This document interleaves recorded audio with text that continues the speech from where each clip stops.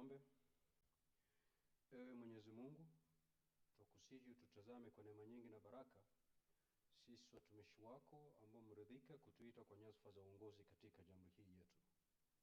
Tukuomba tuwajalie tuyatende na kufikia mambo yote tutakayofikishwa mbele yetu kwa njia ya haki na uaminifu, ili kustawisha amani, ufanisi na heri ya nchi yetu na wale ambao haja zao umezikabidhi mikononi mwetu.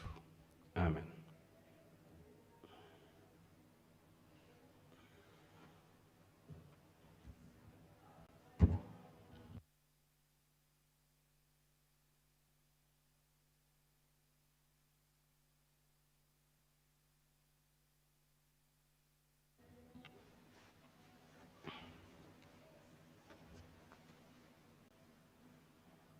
Claude, we have quorum. Sergeant at Arms, kindly ring the quorum bell for 10 minutes.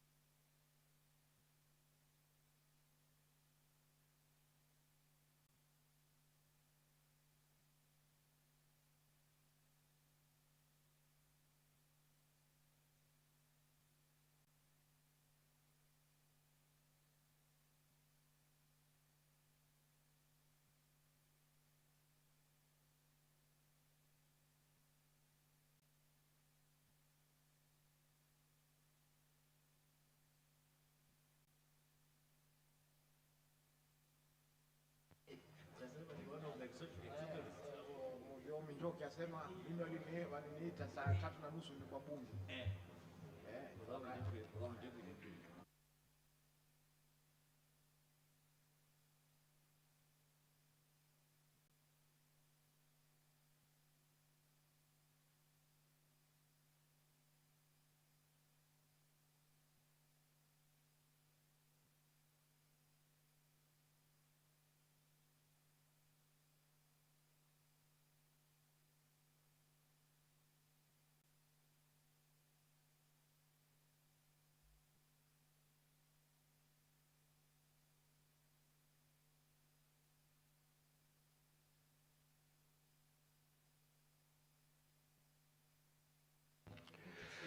Sergeant at Arms kindly ring the quorum bell for further 10 minutes.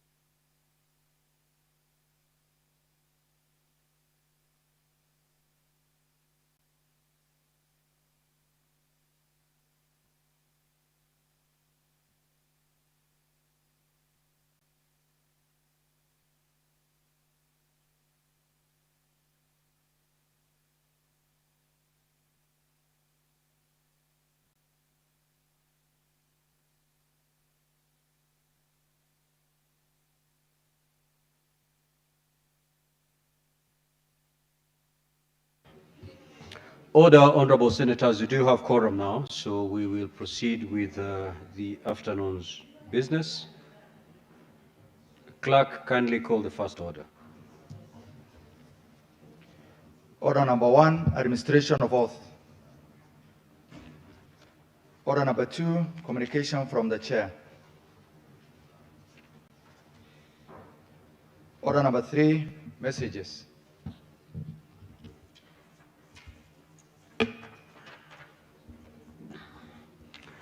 Senator Mundigi, kindly take your seat.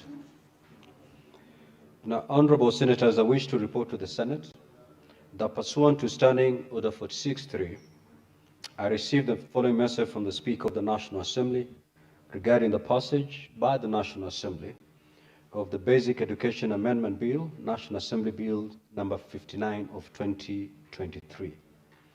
The message dated Friday, 19th of December 2025, was received in the office of the Clerk of the Senate on Monday, 5th January 2026. Now, pursuant to Standing Order 46.4, I now report the message. Pursuant to Article 110.4 of the Constitution and the provisions of the Standing Order 41.1 and 142 of the National Assembly Standing Orders, I hereby convey the following message from the National Assembly.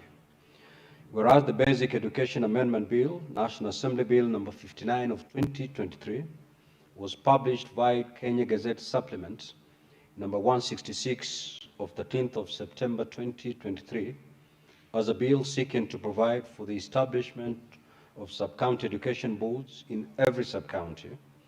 And whereas the National Assembly considered and passed the bill with amendments on Wednesday, 19th of November 2025 in the form attached hereto, now therefore, in accordance with the provisions of Article 110 of the Constitution and Standing Orders 41.1 and 142 of the National Assembly Standing Orders, I hereby convey the said decision of the National Assembly and seek concurrence of the Senate on the said bill. Now, Honorable Senator, Standing Order 163.1 requires that a bill which originates in the National Assembly be proceeded with in the same manner as a bill introduced in the Senate by way of first reading in accordance with Standing Order 144. Accordingly, I direct that the Basic Education Amendment Bill, National Assembly Bill number 59 of 2023 be listed in the order paper for the first reading at the appropriate time. I thank you. I've got another message to pass. Honorable Senators, I wish to report to the Senate that pursuant to Standing Order 46.3, I received the following message from the Speaker of the National Assembly regarding the passage by the National Assembly of the Public Service Internship Bill, National Assembly Bills number 63 of 2022. The message, dated Tuesday, 6th of January 2026, was received in the office of the Clerk of the Senate on Thursday, 22nd of January 2026, when the Senate was on recess. It was subsequently circulated to all honorable senators via letter dated 22nd of January 2026. Now, pursuant to Standing Order 46.5, I now report the message. Pursuant to the provisions of Standing Order 41.1 and 142 of the National Assembly Standing Orders, I hereby convey the following message from the National Assembly. Whereas the Public Service Internship Bill, National Assembly Bill number 63 of 2022, was published by Kenya Gazette Supplement number 203 of 16th of December 2022 as a bill concerning county governments in terms of Article 110.4 of the Constitution to, amongst other things, make provision for the internship of college and university graduates in the public sector and provide for hands-on training and acquisition of skills by graduates. And whereas the National Assembly considered and passed the said bill on Wednesday, 3rd of December 2025 with amendments in the form attached hereto, now therefore, in accordance with the provisions of Article 110 of the Constitution and Standing Orders 41.1 and 142 of the National Assembly Standing Orders, I hereby convey the said decision of the National Assembly to the Senate. Now, Honorable Senator, Standing Order 163.1 requires that a bill which originates in the National Assembly be proceeded with in the same manner as a bill introduced in the Senate by way of first reading in accordance with Standing Order 144. Accordingly, I direct the Public Service Internship Bill, National Assembly Bills number 63 of 2022, be listed in the order paper for first reading at the next sitting of the Senate. I thank you. Next order.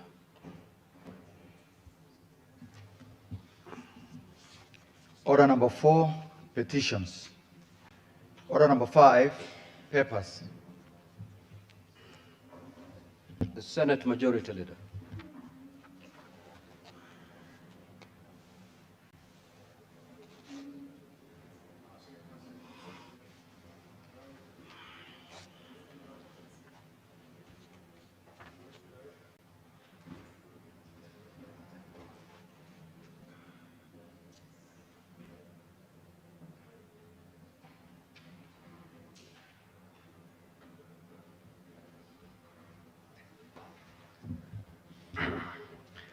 Honorable Speaker, Mr. Speaker, sir, I beg to lay the following papers on the table of the Senate today, 11th February 2026. 1. Report of the Office of the Control of Budget, COB, on the National Government Budget Implementation Review for the first 3 months of financial year 2025-2026. 2. Report of the Office of the Control of Budget on the County Government's Budget Implementation Review for the first 3 months of financial year 2025-2026. The 14th report of the Public Service Commission on the status of compliance of the public service with values and principles of Article 10 and 232 of the Constitution. The annual report of the Public Service Commission for the year 2024-2025. The National Authority for the Campaign Against Alcohol, Drug Abuse, NACADA, 22nd edition of biannual report on the status of alcohol and drug abuse control in Kenya. Reports of the Auditor General laid person to the Senate resolution on Tuesday, 11 November 2025 on the referral of statutory instruments and papers submitted during recess for A, the year ended 30th June 2022, and on financial statements of Likoni Sub-County Level 4 Hospital, Mombasa County Government, Port Reitz Sub-County Hospital, Mombasa County Government, Tudor Sub-County Level 4 Hospital, Mombasa County Government, Coastal General Teaching and Referral Hospital, County Government of Mombasa, Habaswein Sub-County Level 4 Hospital, County Government of Wajir. B, the year ended 30th June 2023 on financial statements of Likoni Sub-County Level 4 Hospital, Mombasa County Government, Port Reitz Sub-County Hospital, Mombasa County Government, Tudor Sub-County Level 4, Mombasa County Government, Coastal General Teaching and Referral Hospital, County Government of Mombasa, and Habaswein Sub-County Level 4 Hospital, County Government of Wajir. The year ended 30th June 2024 on financial statements of Likoni Sub-County Level 4 Hospital, Mombasa County Government, Port Reitz Sub-County Hospital in Mombasa County Government, Tudor Sub-County Level 4 Hospital, Mombasa County Government. Mrima Maternity Level 4 Hospital, Mombasa County Government, Coast General Teaching and Referral Hospital, County Government of Mombasa, Maralal Municipality, County Government of Samburu, Municipality of Kehancha, County Government of Migori, Magutuni Sub-County Hospital, County Government of Tharaka-Nithi, Habaswein Sub-County Level 4 Hospital, County Government of Wajir, Kalawa Level 4 Hospital, County Government of Makueni, Kakamega County Revenue Agency Fund for 24 months period.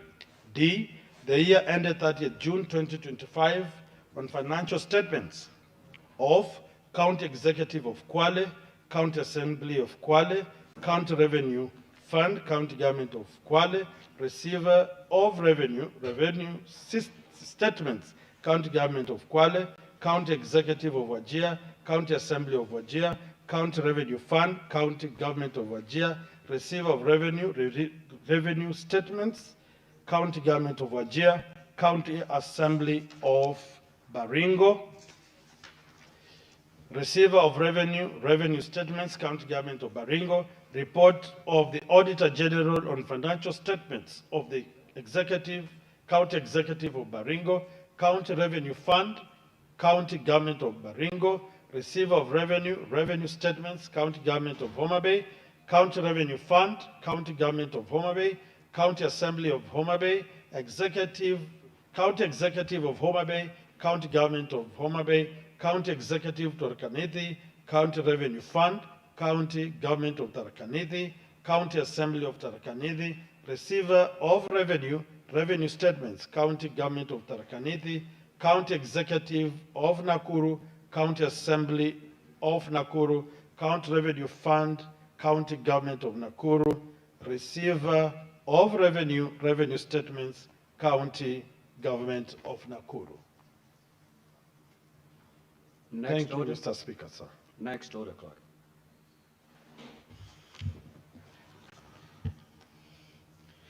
Order number 6, notices of motion.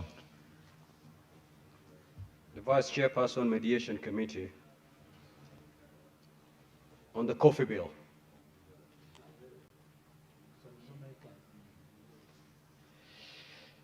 Thank you, Mr. Speaker, sir. Notice of motion, consideration of the report of the Mediation Committee on the Coffee Bill, Senate Bill 10 of 2023.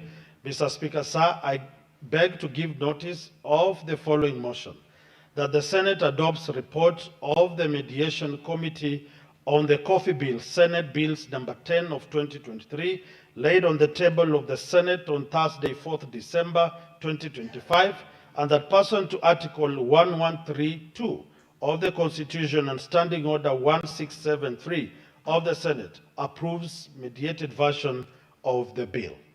Thank you, Mr. Speaker, sir. The Chairperson Standing Committee on Labor and Social Welfare.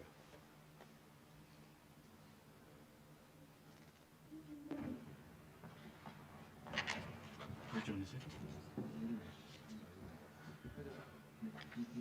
it? You have two papers today.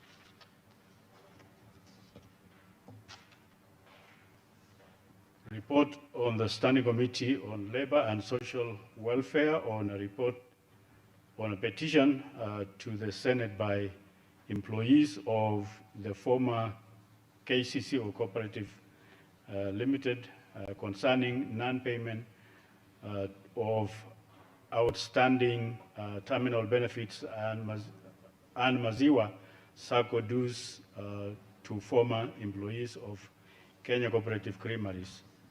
I beg to give notice of the following motion: that the Senate adopts the report on the Standing Committee on Labor and Social Welfare on petition on the Senate by the employees of the former Kenya Cooperative Creameries, KCC, concerning non-payment of outstanding terminal benefits to Maziwa Sacco dues to former employees of Kenya Cooperative Creameries Limited, laid on the table of the Senate on Thursday, 27 November 2025. Mr. Speaker, sir, I lay. Also report on the Standing Committee on Labor and Social Welfare on petition to the Senate by Mr. Titus Njoroge concerning the dismissal by the African Inland Church, AIC, of Kenya and non-payment of arrears owed to him. Mr. Speaker, sir, I beg to give notice to the following motion: that the Senate adopts the report on the Standing Committee of Labor and Social Welfare on petition to the Senate by Mr. Titus Njoroge concerning his dismissal by the African Inland Church, AIC, of Kenya and non-payment of arrears owed to him laid on the table of Senate on Thursday, 27 November 2025. I lay. The Chairperson, Standing Committee on Health.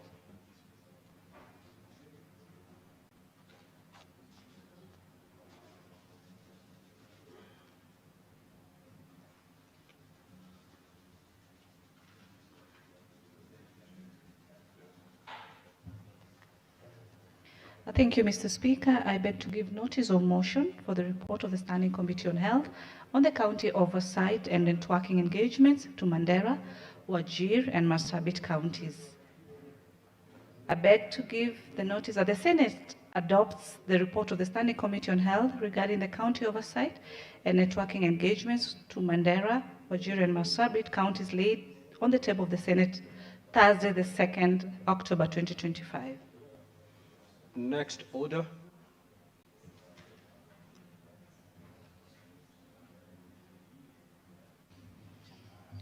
Order number 7, questions and statements. Statements pursuant to Standing Order 52-1, the Honorable Senator Essie Okenyuri.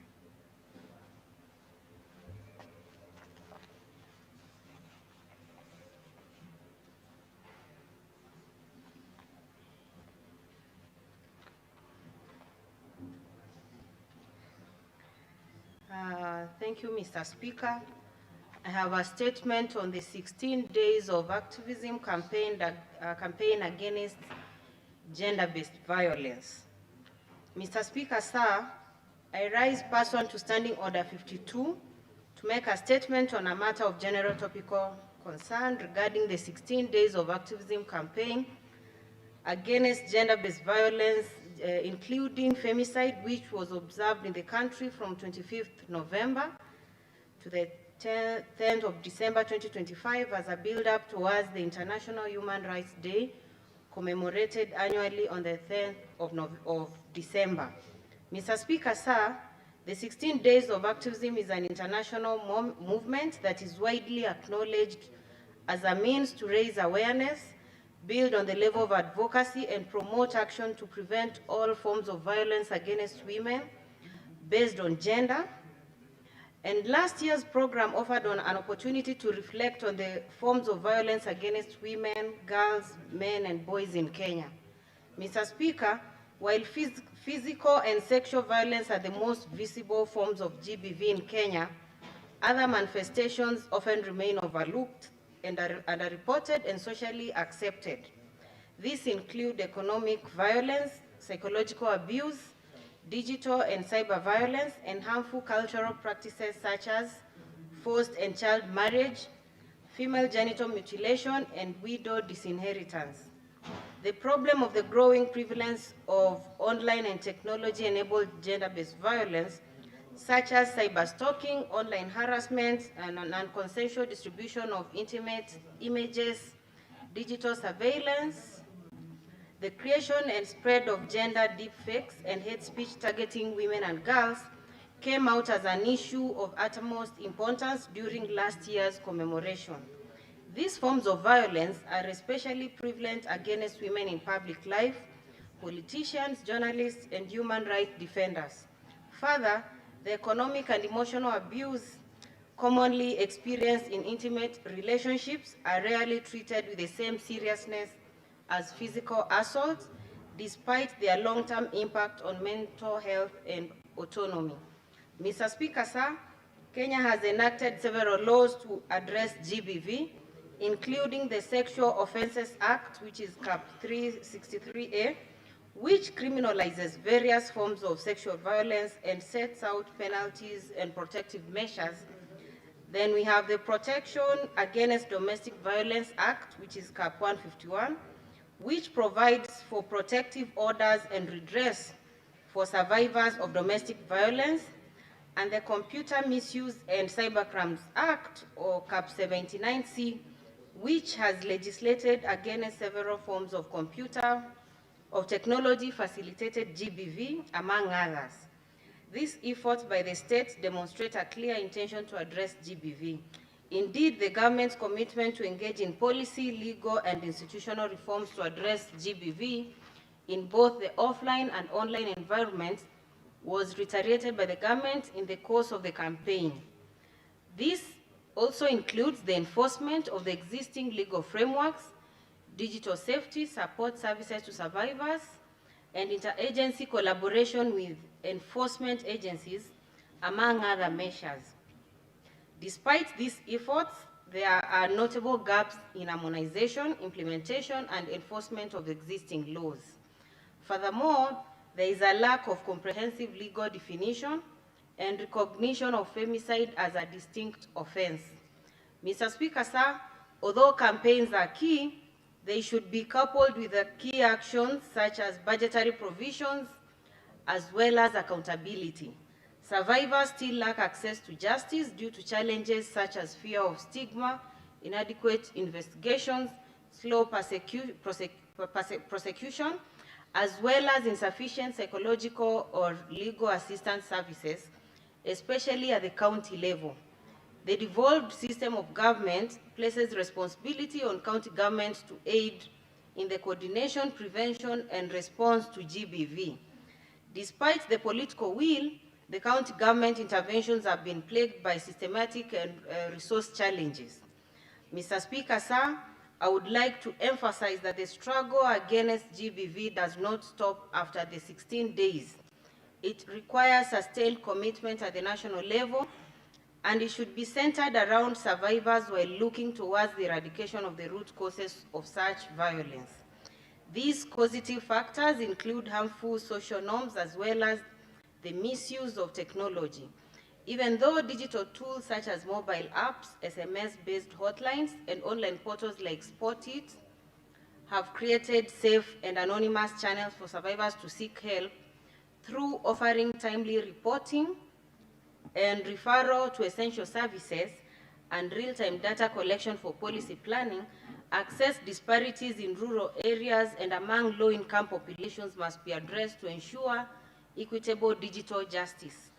I therefore request the national government, through the relevant ministries and agencies, to regularly inform this House of the progress being made in the implementation of the promised reforms regarding the protection of its citizens in the cyberspace, improvement of the GBV data compilation, and ensuring the effective support of the counties in response to the cases. I thank you, Mr. Speaker, for this opportunity. Statement pursuant to Standing Order 53-1. The Honorable Senator for Kisii County, Senator Richard Onyonka. That statement is dropped. The Honorable Senator for Nandi County, Senator Samson Cherake.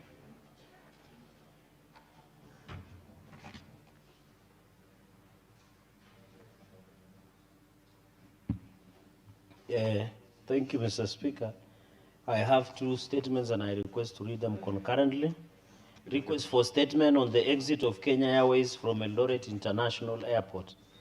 I rise pursuant to Standing Order 53-1 to seek a statement from the Standing Committee on Roads, Transport and Housing on a matter of national concern regarding the recent suspension of flights by Kenya Airways to Eldoret International Airport and the measures being taken to safeguard regional connectivity and economic development in the North Rift.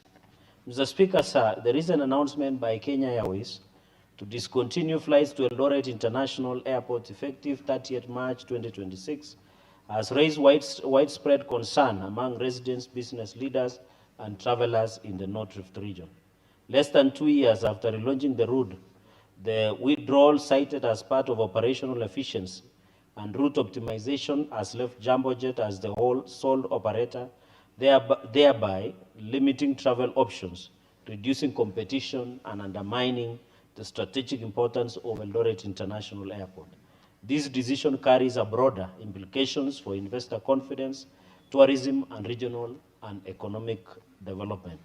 In the statement, Mr. Speaker, sir, the committee should address the following: the specific factors that led to Kenya Airways withdrawal from Eldoret route, including the consultation undertaken with stakeholders in Uasin Gishu County and the wider North Rift region prior to the decision. Number two, Mr. Speaker, sir, whether there was an assessment carried out on economic, social, and on connectivity on Kenya Airways' exit on business, travelers, and the regional economy. Number three, Mr. Speaker, the measures being taken by the Ministry of Roads, Transportation, and Infrastructure to ensure that the Eldoret International Airport remains a viable hub for passenger and cargo traffic despite the withdrawal. Number four, Mr. Speaker, the long-term strategies in place to strengthen domestic air connectivity and prevent abrupt withdrawal of services by national carriers or national carrier in future. Number five, Mr. Speaker, the immediate steps being taken to encourage other airlines to expand services to Eldoret International Airport.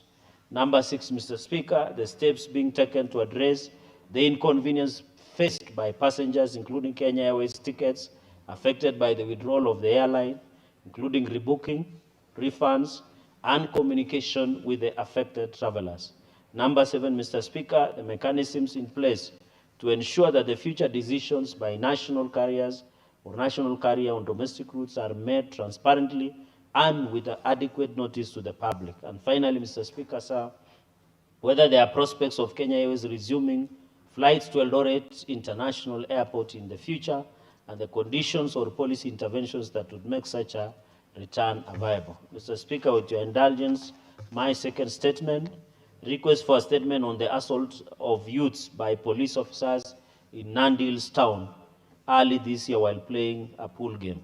Mr. Speaker, sir, I rise pursuant to Standing Order 53-1 to seek a statement from the Standing Committee on National Security, Defense, and Foreign Relations on a matter of county-wide concern regarding the assault of youth by police officers in Nandi Hills town while playing a pool game, which is not illegal in this country, Nandi County, and the measures being taken to ensure accountability and justice for the victims.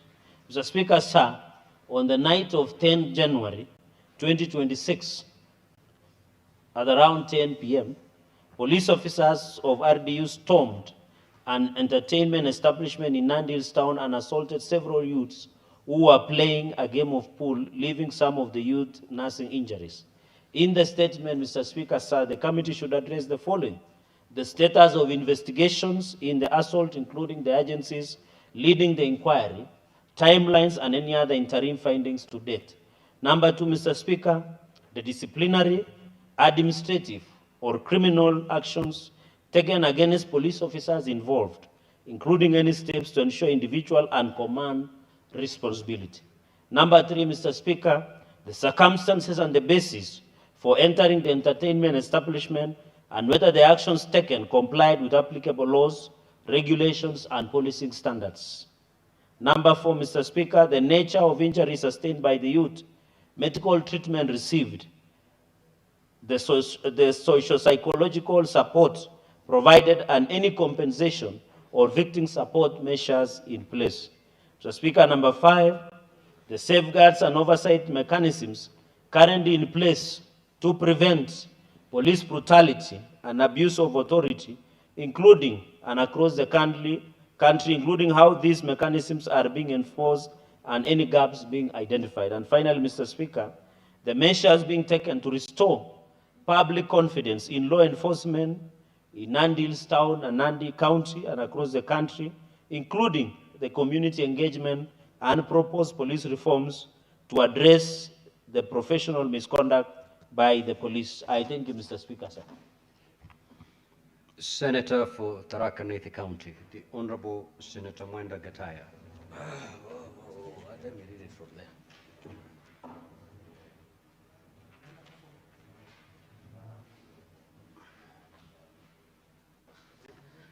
Thank you, Honorable Speaker. Mr. Speaker, I rise pursuant to Standing Order 53-1 to seek a statement from the Standing Committee on Education on a matter of national concern regarding the plight of grade 10 learners across Kenya. Mr. Speaker, sir, the transition of learners into grade 10 has exposed significant challenges within the education sector, including financial barriers, preventing some students from reporting to school, inadequate capitation for senior secondary schools, shortage of teachers and strained infrastructure, particularly in rural and arid semi-arid lands, that is hassle areas. The situation has raised widespread concern among parents, learners and stakeholders as it directly affects equitable equitable access to quality education and the successful implementation of the competency-based curriculum, CBC. In the statement, Honorable Speaker, the committee should address the following. The measures being taken to support learners who have not reported to school due to financial constraints, to assess quality education regardless of their background and or socio-economic status. Number 2, Honorable Speaker, the budgetary allocation for senior secondary school for the year 2025-2026 and indicate whether there are plans for an upward review of the senior secondary school capitation to address the shortage of running materials, higher admission costs, and infrastructure development. Number 3, Honorable Speaker, the committee should also look at the strategies and interventions being implemented to ensure a smooth transition from grade 10 learners to senior secondary schools. Number 4, Honorable Speaker, the committee should also look at the steps being taken to address the shortage of teachers in senior secondary schools and the expected timeline for resolving this challenge. The last one, Honorable Speaker, the committee should look at the mechanisms in place to improve infrastructure in senior secondary schools, particularly in ASO and rural areas. Thank you, Honorable Speaker. This is Senator Mwanda Gataya, CBS Member of Parliament, Senator for the Tharaka-Nithi County. Thank you. Senator for Kisumu County, the Honorable Senator Professor Tom Ojoenda. He has 3 statements. Those statements are dropped. Now, Honorable Senators, I will allow, and that is pursuant to Standing Order 53.3, comments for not more than 15 minutes. Senator for Nairobi City County.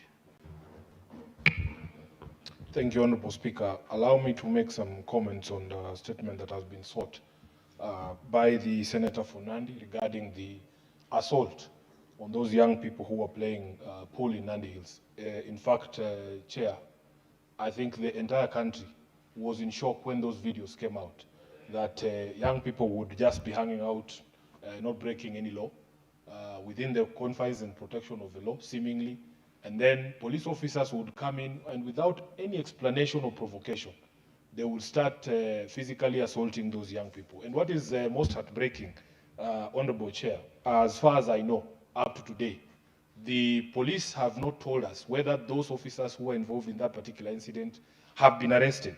Honorable Chair, Speaker, we have come to a place where now we're having certain conversations in this country. And we must remind ourselves of the sort of society that we wanted to build. When we pass this constitution guarantees certain things for all of us. We expected that we would be a country governed by rule of law, that we would have freedom, democracy, and equality and social justice here, as stated in the preamble of our constitution. Honorable Speaker, this House, following the Gen Z uprising, passed a certain motion as well, calling on the National Police Service to even review their operating procedures. Up to today, Honorable Speaker, nothing has been done to be able to address the concerns that Kenyans have with the way the police conduct themselves. We cannot live in a country like this, and Senator Cherargei, you have to agree with me, that we have to build a society where people are actually free. You can imagine, we are, in this agreement that we signed, the MOU, people think that that MOU was between ODM and UDA. It was an MOU to actually resolve the challenges of this country. Honorable Speaker, one of the things that we provided for there was to solve the question of youth unemployment, to sort out the question of officers who misbehave, and to protect and promote the livelihoods of young people. We have programs, for instance, that are going on to give young people seed capital to essentially do business. Now, some of the business these young people do is actually opening those pool places. So you have a situation where the government will give you money to start a business. But because all these things are not being done within a framework of democracy and freedom, the police can have the audacity to come to that business and do what they did in Nandi Hills. This is what we must cure, Honorable Speaker. Kenya has a software problem. It's not just about roads and beautiful stadiums. By the way, everybody should know that President Moi built stadiums also. But no one wants to go back to the life that we used to live under President Moi. That is just a fact. Because of the software, we have to go back to a country that is ruled by law, a democratic state, where people are free to be able to live their lives and to better themselves. I thank you, Honorable Speaker. Senator Morgo.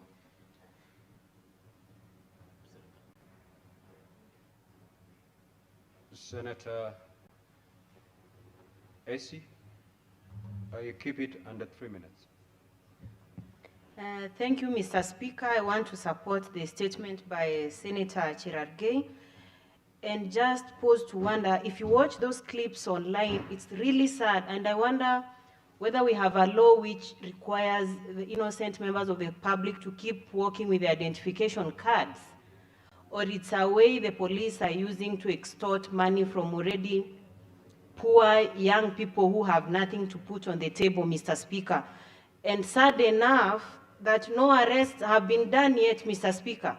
So I really feel we do not need to put a blind eye to this matter, because when you keenly watch the video, the National Police Service should by now be informing members of the public what indeed transpired and any actions which have been taken.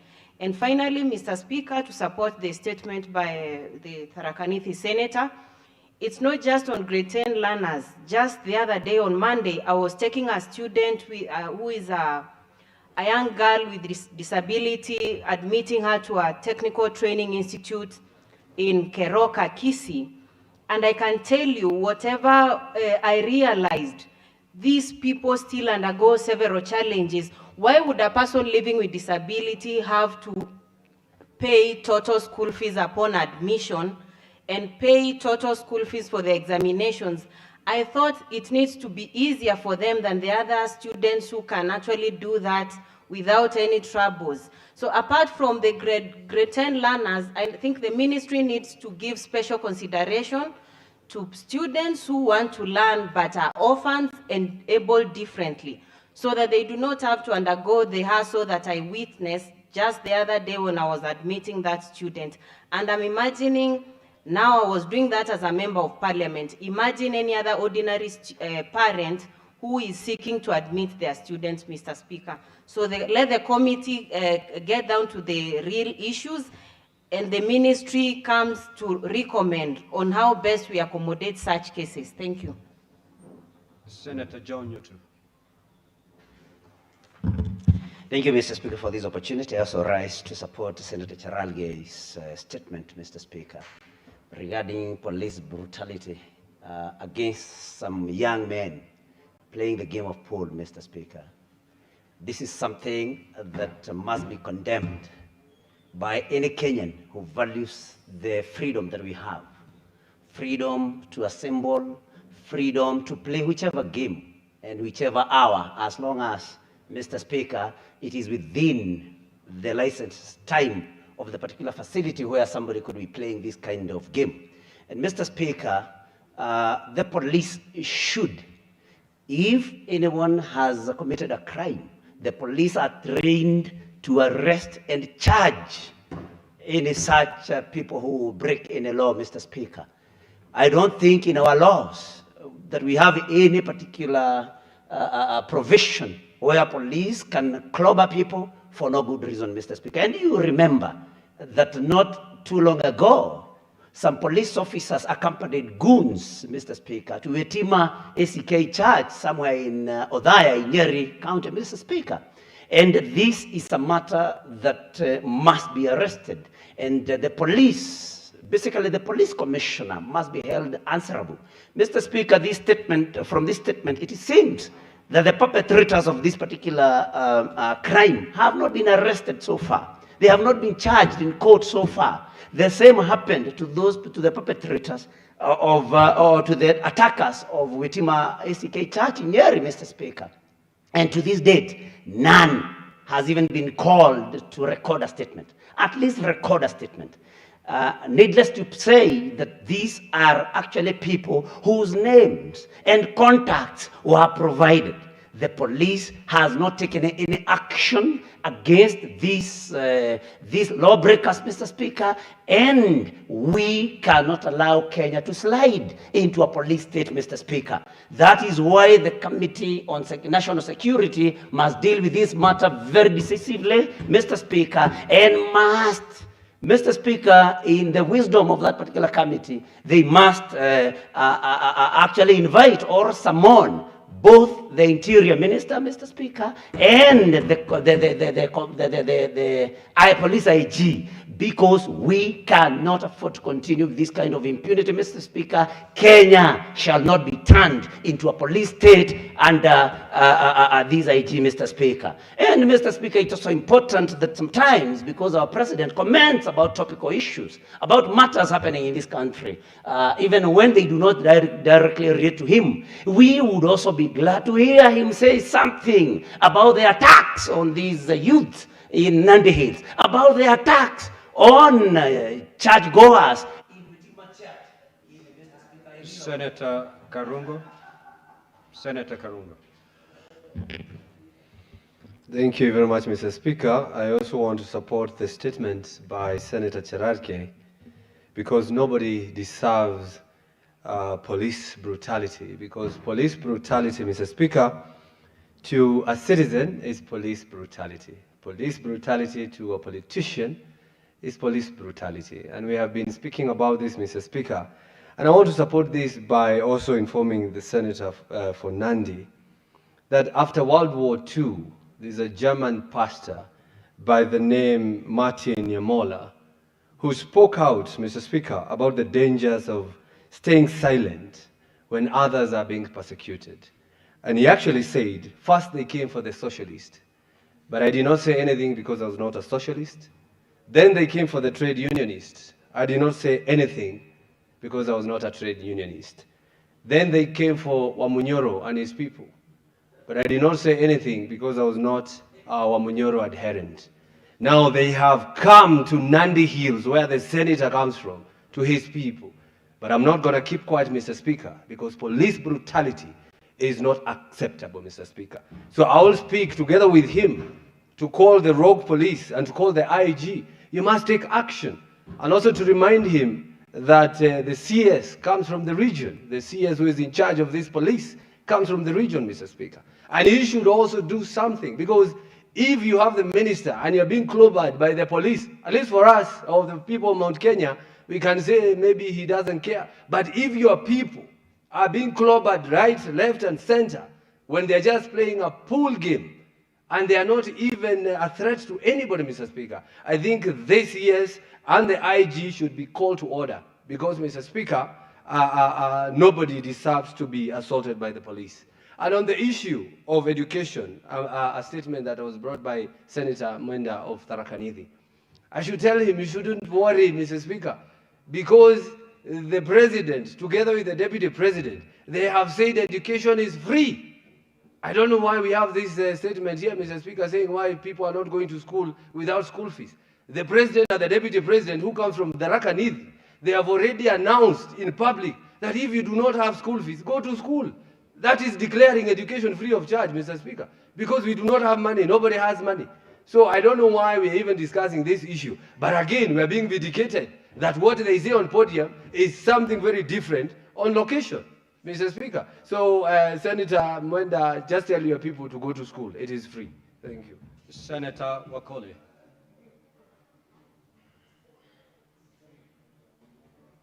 Thank you, Honorable Speaker, for this opportunity for me to weigh in on the matter of police brutality and arbitrary arrests of young people.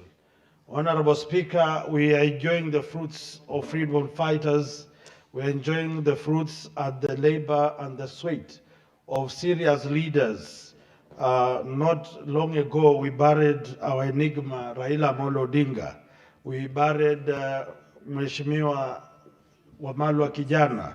We buried my good friend Lawrence Sifuna from Bungoma. These are people who fought for the freedom of speech, freedom of association, and freedom of movement. What we all saw the other day in Nakuru, in Nandi, is something that cannot be accepted in the 21st century. It's something that shows that the training of our police officers is a problem, that a human being with a family, with all his mandibles, can brutally assault young people enjoying themselves, the freedom we fought for this country.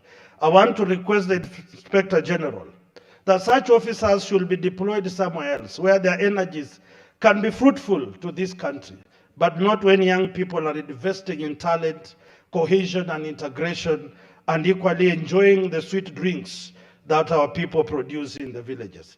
Honorable Speaker, it reminds me of another incident in Nyeri, where police officers openly shot at people and at a person specifically, and the person died. What kind of country are we living in? We are supporting the president to a trajectory that he has promised, that we shall all go to the promised land. What is the place? Singapore.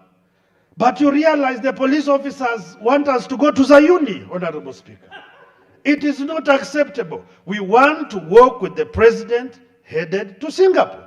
So I want to request the Inspector General and his soldiers, boot soldiers, to give a space to support the president, to go to Singapore, to make this country a very good place. And I want to finally, Mheshimiwa Speaker, to talk about an incident that happened in Bungoma. We lost a DVC, Professor Siamba.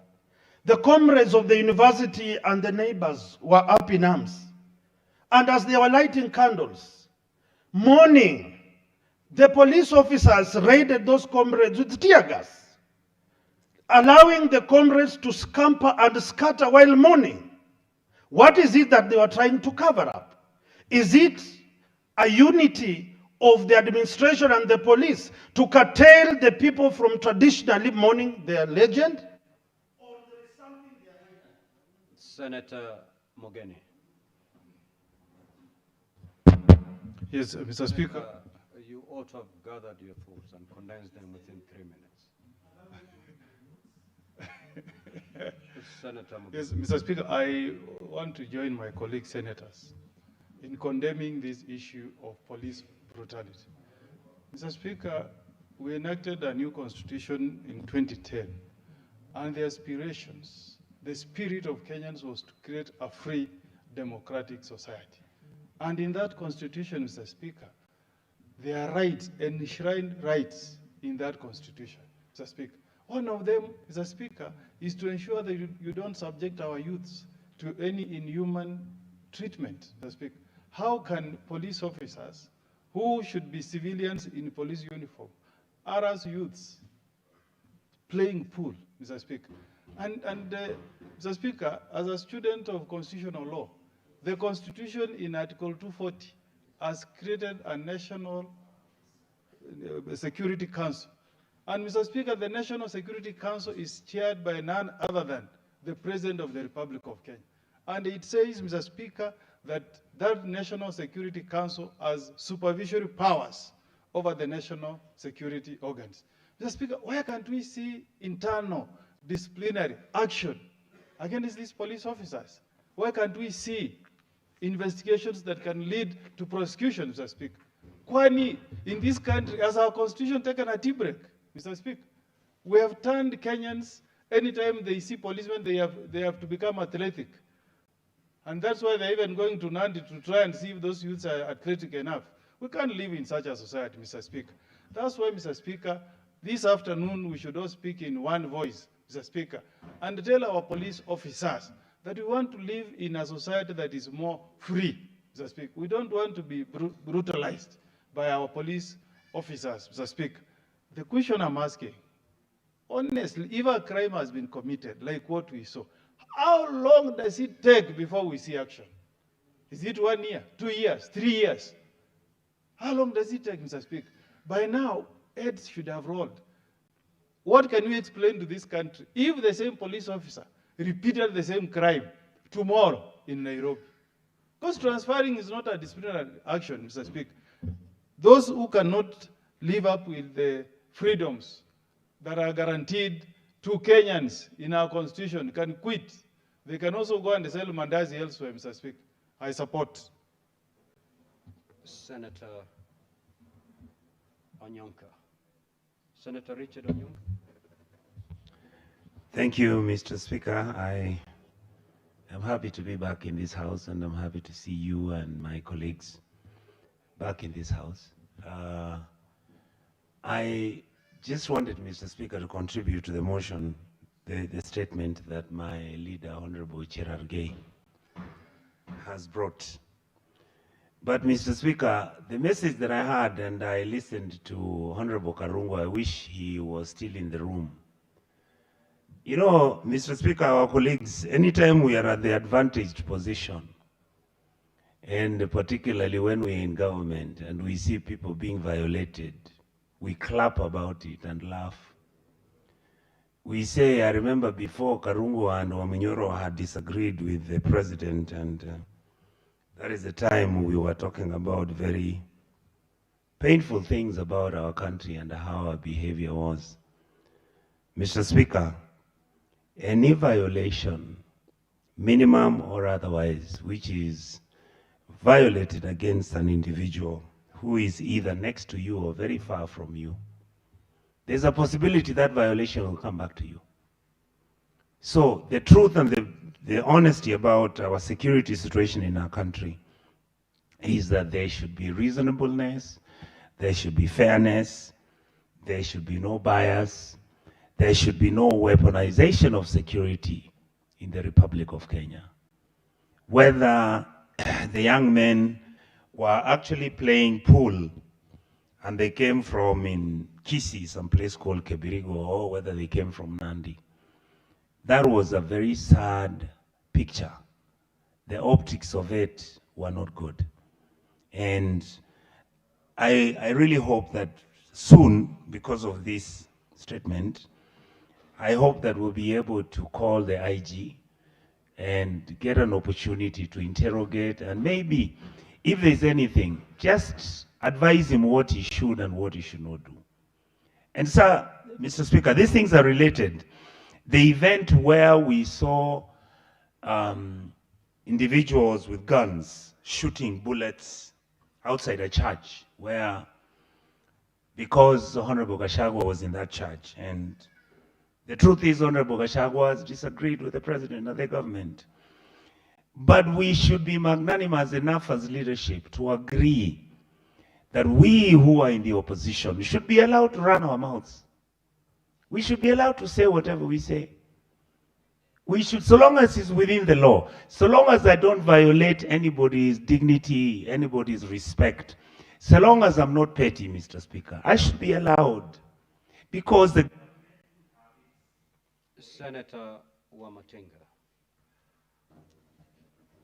Thank you very much, Mr. Speaker, sir.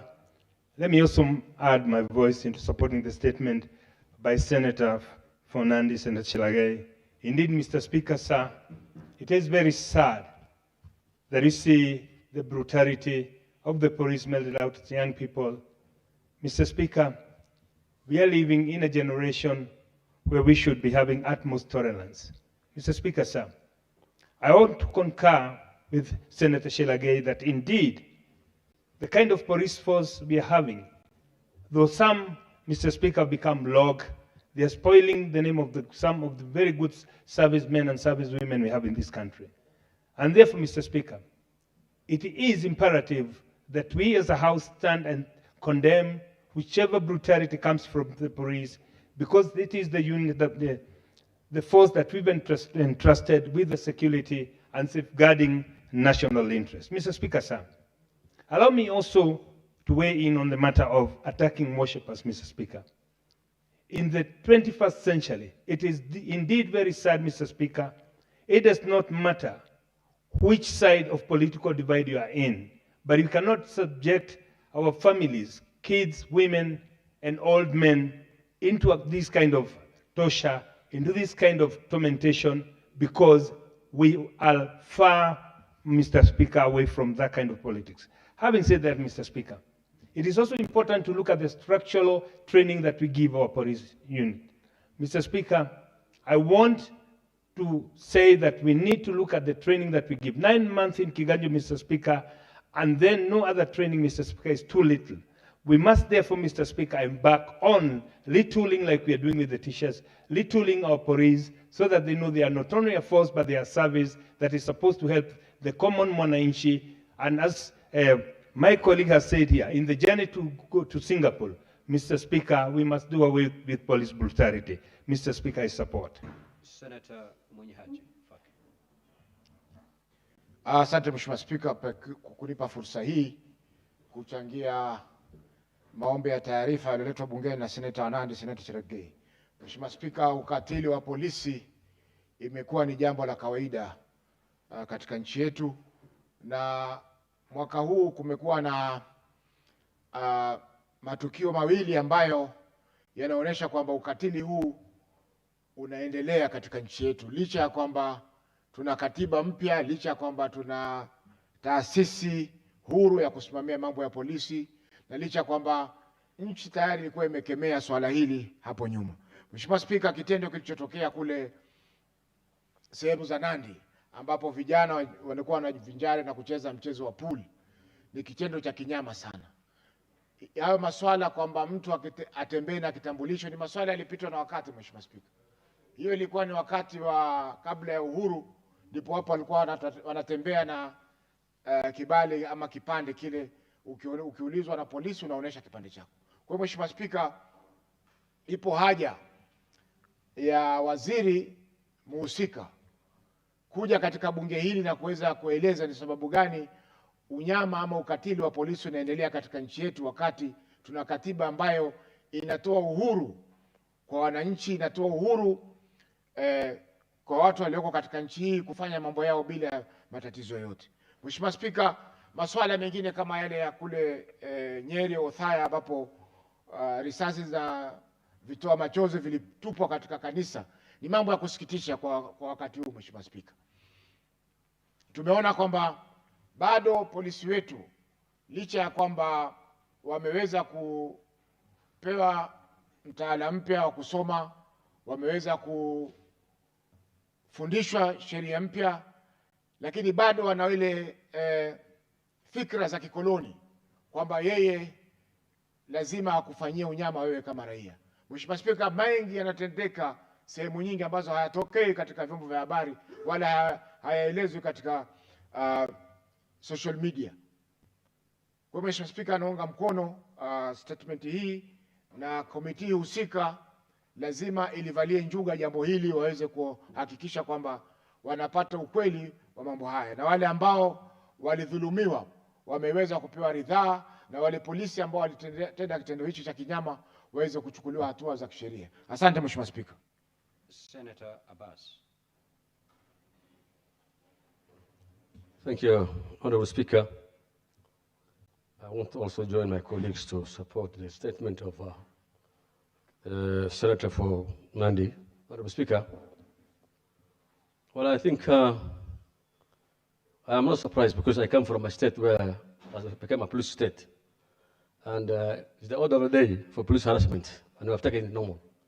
But it's good to hear that today the same thing is happening in Nandi. Honorable Speaker, you'll be surprised. The Kenyan police, actually, the way they act is so unfortunate that but the police officers are supposed to be friendly. That's why Kenyans who are affected or who have problems should run to, but not to run away from the police stations and police officers. Honorable Speaker, I came from Wajir and I want to travel to Nairobi. In every stage where you pass, the buses and the vehicles traveling are stopped, inspected. The passengers have been told to drop their bags. And it's actually, you get surprised that where are we? Are we really in a state of a police state or really an independent country like Kenya? Honorable Speaker, I think our police needs to be retained. And if needs to be, I think we need to have new police officers because they seem to not be appreciating their work. Because the other day I was shocked when I saw young kids and mamas in the church being tear gassed. This is actually very unfortunate. Very, very unfortunate. These people are innocent. We may be looking for one individual and we have starting to harass people there. I was also shocked when I saw hooded people I don't know who they were. I don't know whether they were bandits, whether they were officers. You know, damaging very expensive cars, where bullets have been hit in the engines, you know. Very, very expensive cars. I think that kind of situation cannot be allowed in this country. Honorable Speaker, I think it's a high time this House takes these challenges and invite all the leaders of the police officers, the minister, at least to say why people in a church or in a mosque should be tear gassed, especially where there are children there. There are mamas who are even pregnant, hey mamas. So I think it's a high time that you must have some human faces. The police officers must be welcoming. You know, you get surprised when you're traveling, you see 100 and many police officers and traffic officers along the roads. You wonder, instead of having all those officers there, why don't they take them to northern Kenya, take them to Turkana where the bandits are, so they can go and fight and save the Kenyans? Thank you so much, Speaker. Senator Sek. Thank you, Honorable Speaker. I also join my colleagues on this issue from Senator Cherargei, where we have a problem on this, the Kenya police and even the harassment and brutality of Kenyans. Honorable Speaker, I have an incident in my county where just recently we had a problem where police killed one citizen of Kajiado, and another young man also is seated now, is right now in the hospital, in the ICU.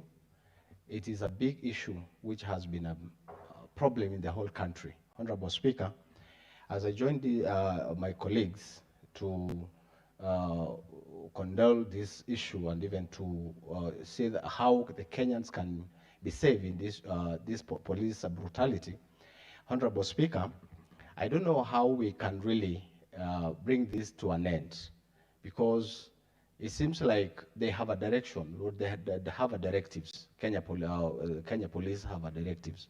The IG seems not to be very cognizant to what is happening to Kenyans, and we are losing young men, people, this republic, and there is no, it seems like that nothing is happening, Honorable Speaker. I don't know if it will be enough for the committee to sit down with the IG, the DCI, the NIS and whatever, all the national security personnel, but I think this is something that has been a big problem. I don't know if it has been given a directive from more office than the one from the IG, but we don't know who is giving directives, Honorable Speaker, to kill Kenyans. We don't know. It is a problem. It's a nuisance. It is something that we cannot understand, because in a scenario where we have a problem in Kajiado, in a place in Kitengela, one of the restaurants in Kajiado, just police officers just, shoot young men who are just taking their own, leisure times in a pub, without even any directives, without any problem. And up to now, none of them has been arrested. The same case to where we sometimes when we've seen when the Honorable Rigathi Gachagua attended her church service. There is a lot of problems, and I think much will be done by the committee. But Senator Omtata.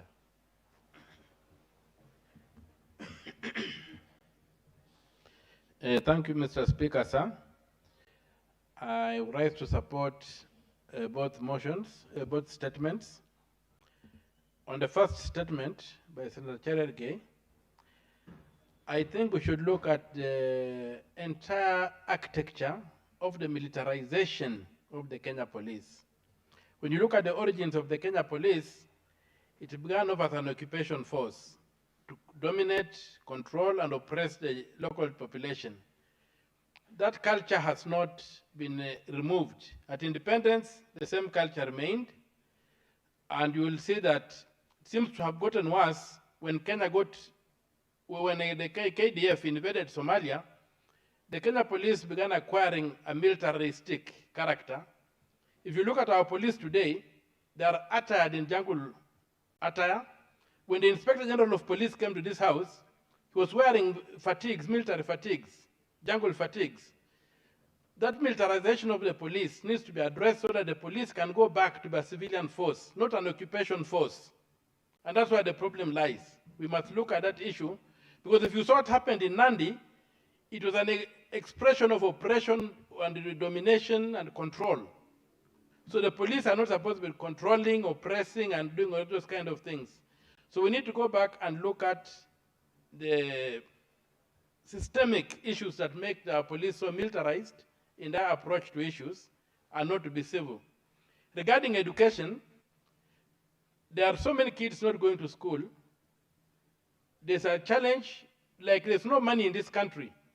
And that is not something that is an act of God. It's an act of the Kenya Kwanza government.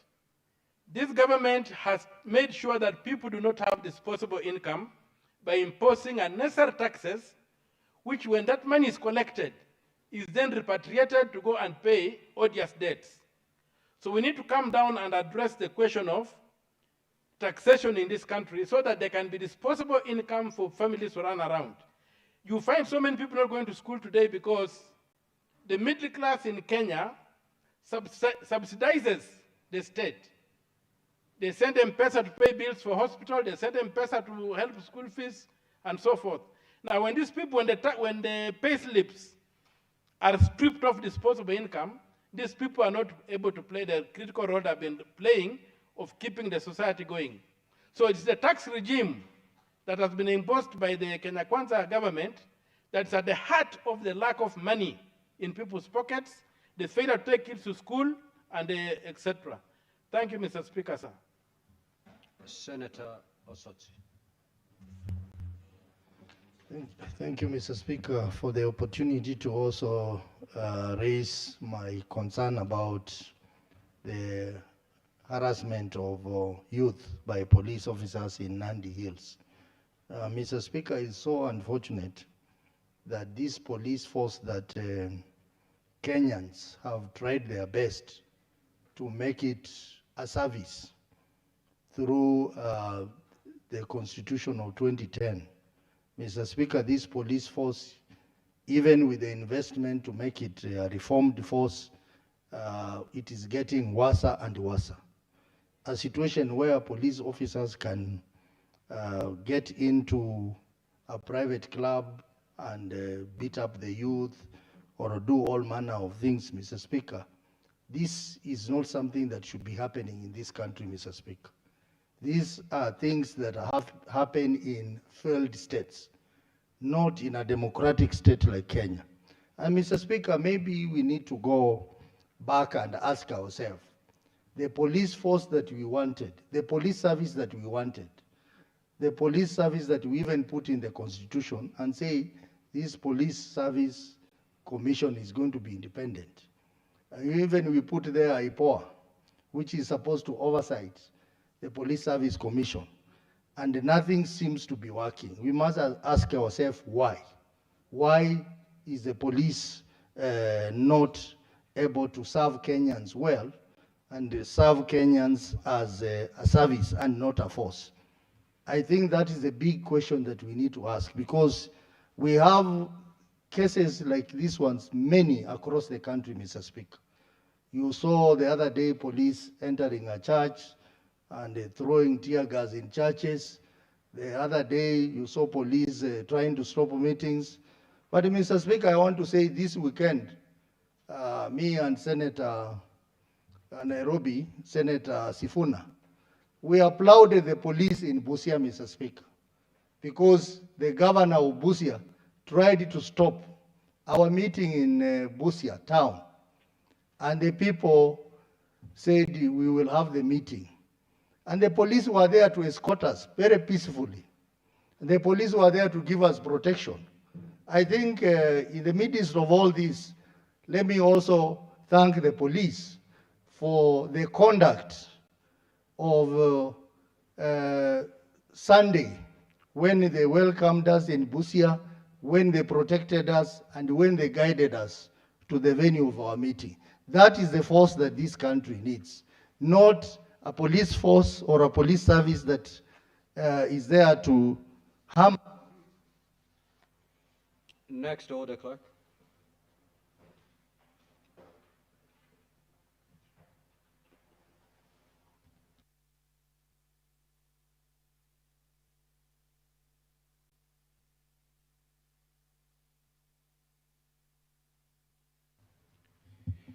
Order number 8, procedural motion, limitation of debate on motions.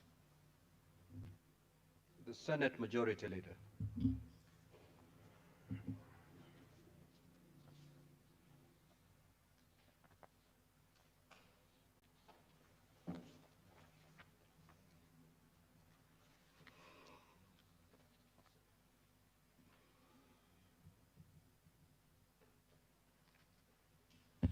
Honorable Speaker,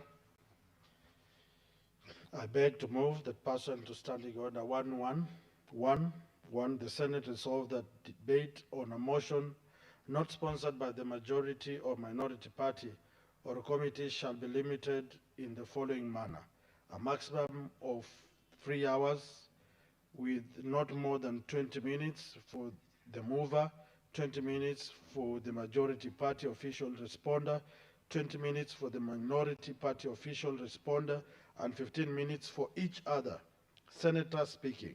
And further, that 15 minutes before the time expires, the mover shall be called upon to reply.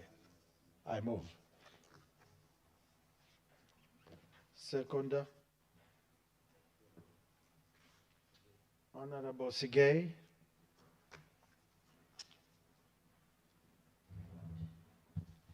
Mr. Speaker, I second the motion.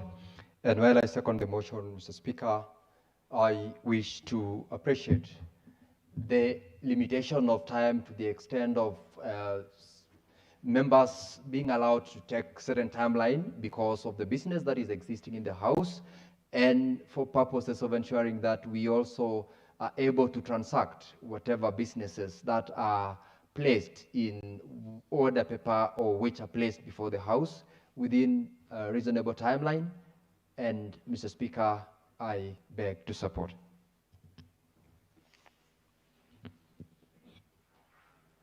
Now, honorable senators, I will now propose the question. Senator Wakoli, take your seat. Now, pursuant to Standing Order 111.1, the Senate resolves that debate on a motion not sponsored by the majority or minority party or a committee shall be limited in the following manner: a maximum of 3 hours with not more than 20 minutes for the mover, 20 minutes for the majority party official responder, 20 minutes for the minority party official responder, and 15 minutes for each other senator speaking. And further, that 15 minutes before the time expires, the mover shall be called upon to reply. Now, honorable senators, this is a procedural motion. With your concurrence, I may proceed to put the question so that you can vote on the same. Do I have your concurrence? Yes. Clerk, do you have quorum? So ring the quorum bell, Sergeant at Arms, for 10 minutes.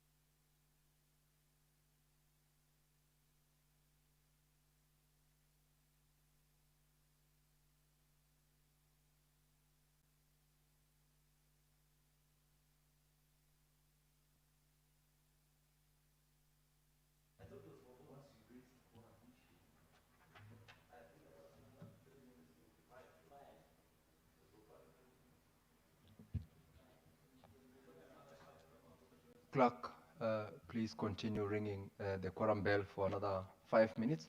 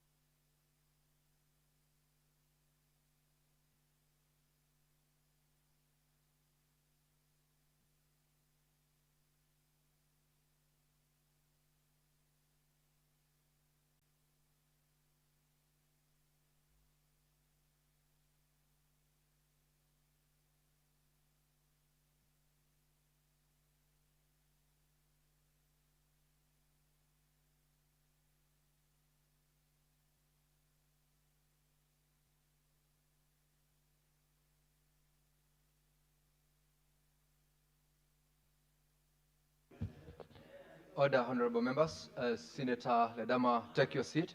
Senator Kajwang, take your seat. Senator Okinyuri, take your seat.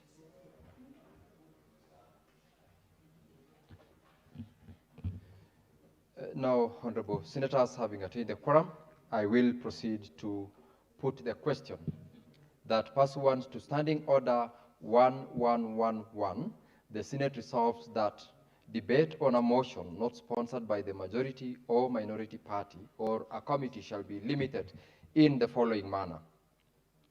A maximum of 3 hours with not more than 20 minutes for the mover, 20 minutes for the majority party official responder, 20 minutes for the minority party official responder, and 15 minutes for each other senator speaking. And further, that 15 minutes before the time expires, the mover shall be called upon to reply.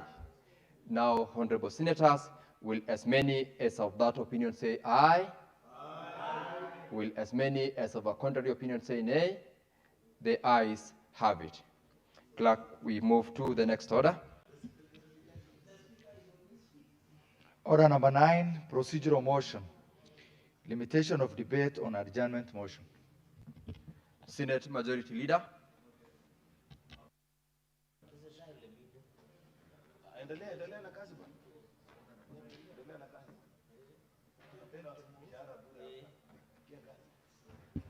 Order, members. I beg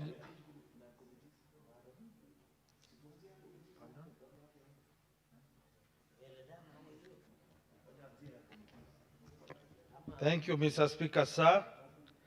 I beg to move that notwithstanding the provisions of Standing Order 1114, the debate on any motion for the adjournment of the Senate to a day other than the next normal sitting day in accordance with the calendar of the Senate shall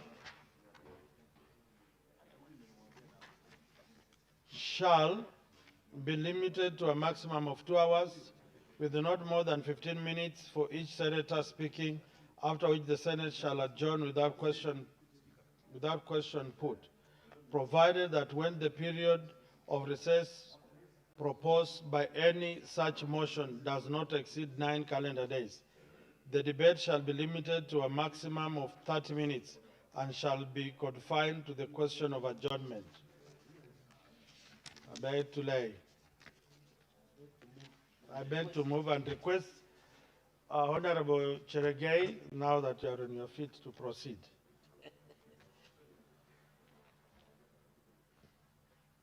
Mr. Speaker, as I beg to second, and since this is a procedural motion and colleagues to have time to vote on it, we can dispose and proceed to other matters on the order paper.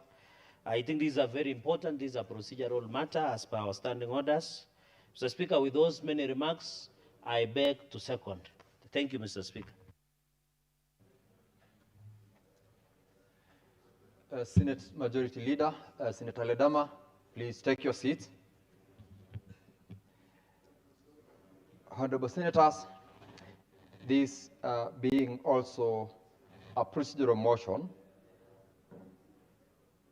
I will proceed to just propose the question that notwithstanding to provisions of Standing Order 114, the debate on any motion for the adjournment of the Senate to a day other than the next normal sitting day in accordance with the calendar of the Senate shall be limited to a maximum of 2 hours with not more than 15 minutes for each senator speaking, after which the Senate shall adjourn without question put, provided that when the period of recess proposed by any such motion does not exceed 9 calendar days, the debate shall be limited to a maximum of 30 minutes and shall be confined to the question of adjournment. As I have alluded, honorable senators, with your concurrence, I will proceed to put the question because this is another procedural motion, just like the previous one we dealt with. I believe we are in concurrence. I will proceed then, honorable senators, to put the question that notwithstanding the provisions of Standing Order 114, the debate on any motion for the adjournment of the Senate to a day other than the next normal sitting day, in accordance with the calendar of the Senate, shall be limited to a maximum of 2 hours with not more than 15 minutes for each senator speaking, after which the Senate shall adjourn without question put, provided that when the period of recess proposed by any such motion does not exceed 9 calendar days, the debate shall be limited to a maximum of 30 minutes and shall be confined to the question of adjournment. Now, honorable members, will as many as of that opinion say aye? Aye. Will as many as of a contrary opinion say nay? The ayes have it. Clerk may call the next order. Order number 10, procedural motion. Limitation of debate on the motion on the President's address to Parliament. Senate Majority Leader, proceed to move. Thank you, Mr. Speaker. Sir, Honorable Speaker, I beg to move that pursuant to Standing Order 27.6, the Senate resolve that the debate on the motion on the President's address to Parliament shall be limited to a maximum of 3 sitting days with not more than 15 minutes for each senator speaking, excluding the mover in moving and replying, who shall be limited to 30 minutes in either case, and that the Senate Majority Leader and Senate Minority Leader shall be limited to 30 minutes each. I beg to move and request Honorable Cheregei to second.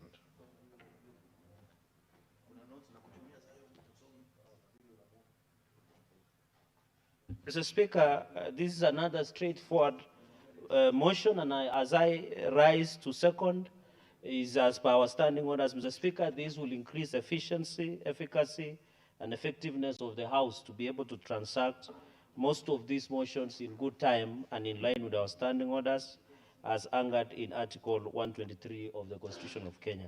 Mr. Speaker, I beg to second. Honorable senators, I now propose the question that pursuant to Standing Order 27.6, the Senate resolves that the debate on the motion on the President's address to Parliament shall be limited to a maximum of 3 sitting days with not more than 15 minutes for each senator speaking, excluding the mover in moving and replying, who shall be limited to 30 minutes in either case, and that the Senate Majority Leader and the Senate Minority Leader shall be limited to 30 minutes each. Honorable senators, similarly, this being a procedural motion, with your concurrence, I will proceed to put the question. Now, pursuant to Standing Order 84.1, honorable members, this matter does not affect counties, and I will proceed to put the question that pursuant to Standing Order 27.6, the Senate resolves that the debate on the motion on the President's address to Parliament shall be limited to a maximum of 3 sitting days with not more than 15 minutes for each senator speaking, excluding the mover in moving and replying, who shall be limited to 30 minutes in either case, and that the Senate Majority Leader and the Senate Minority Leader shall be limited to 30 minutes each. Now, will as many as of that opinion say aye? Aye. Will as many as of a contrary opinion say nay? The ayes have it. Clerk, proceed to call the next order. Order number 11, procedural motion. Referral of statutory instruments and papers submitted during recess. Majority Leader. Thank you, Honorable Speaker. Mr. Speaker, sir, I beg to move that the Senate resolves that during the short and long recess of the 5th session of the 13th Parliament, where any statutory instrument or paper is transmitted for tabling in the Senate, and the Speaker determines that the statutory instrument or paper is of priority, the Speaker shall forthwith refer the statutory instrument or paper to the relevant committee for consideration, and the statutory instrument or paper shall be deemed to have been tabled before the Senate, and the Speaker shall report the statutory instrument or paper to the Senate and cause the statutory instrument to be tabled in the Senate in accordance with the provisions of Section 11 of the Statutory Instruments of Instrument Act number 3 of 2023, and the paper to be tabled before the Senate at its next sitting. I request Senator Cherargei to rise and move. To second. And second, Honorable Speaker, sorry. Mr. Speaker, as I second, I am impressed with the efficiency of the Senate Majority Whip. I saw even on the weekend when they were burying Professor Samba, although he was being intimidated, but he stood his ground. We are proud of what you are doing. Mr. Speaker, this is another procedural motion, especially on issues of Statutory Instruments Act. I think as a House, we have made a decision that is very clear, that all statutory instruments must come to the floor of the Parliament and be approved. We have seen ministers and other people who have power to create instruments trying to bypass Parliament. Mr. Speaker, this is a warning that they should not, they should follow the law. Mr. Speaker, since this is a procedural motion and anchored under Article 124 on powers of the committees and standing orders, I beg to second. I thank you, Mr. Speaker. Honorable Senators, I now propose the question that the Senate resolves that during the short and long recesses of the 5th session of the 13th Parliament, where any statutory instrument or paper is transmitted for tabling in the Senate, and the Speaker determines that the statutory instrument or paper is of priority, the Speaker shall forthwith refer the statutory instrument or paper to the relevant committee for consideration, and the statutory instrument or paper shall be deemed to have been tabled before the Senate, and the Speaker shall report the statutory instrument or paper to the Senate and cause the statutory instrument to be tabled in the Senate in accordance with the provisions of Section 11 of the Statutory Instruments Act, Act number 3 of 2023, and the paper to be tabled before the Senate at its next sitting.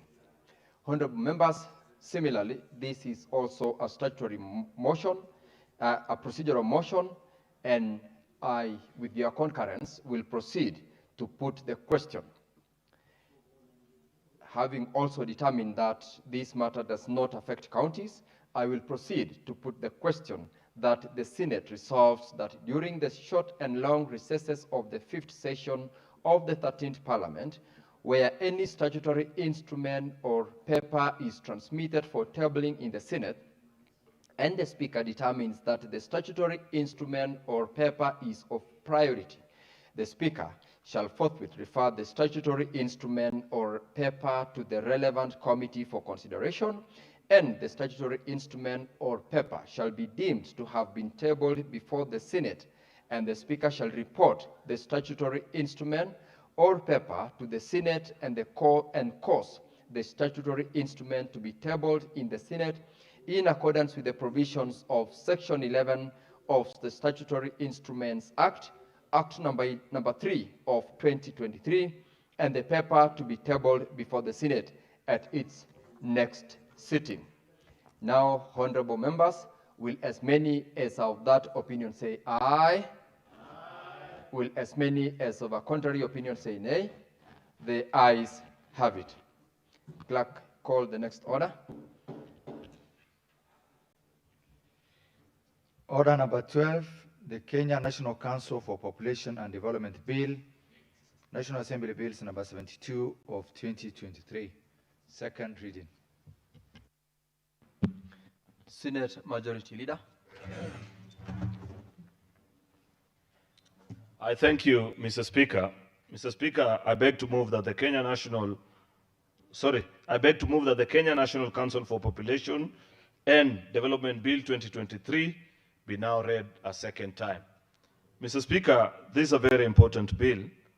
This bill is a National Assembly bill, actually, number 72 of 2023, which our colleagues in the National Assembly have considered and duly now forwarded here to the Senate for consideration. Mr. Speaker, this bill, by and large, in a nutshell, seeks to establish properly in statute this state corporation. As it is today, this government agency is actually set up only under legal notice. I think legal notice number 12 of 2004. And it's a very important government agency, Mr. Speaker. You know that population is not a very small matter in this country. There has been controversy.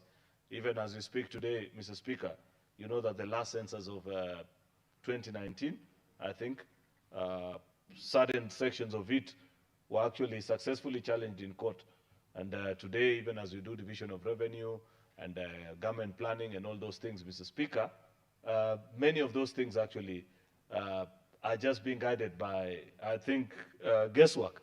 Because what do you do in the sense that a population census has been carried out, challenged in court, Mr. Speaker, and I'm disappointed that there were no sanctions to the particular officers. If the court was convinced that either figures were inflated or the census was not carried out accordingly, Mr. Speaker, then the duty-bound officers, the people who undertook that exercise, if the court indeed agreed, Mr. Speaker, that there was interference from mandarins from I don't know where, Mr. Speaker, then there should have been sanctions on those public officers.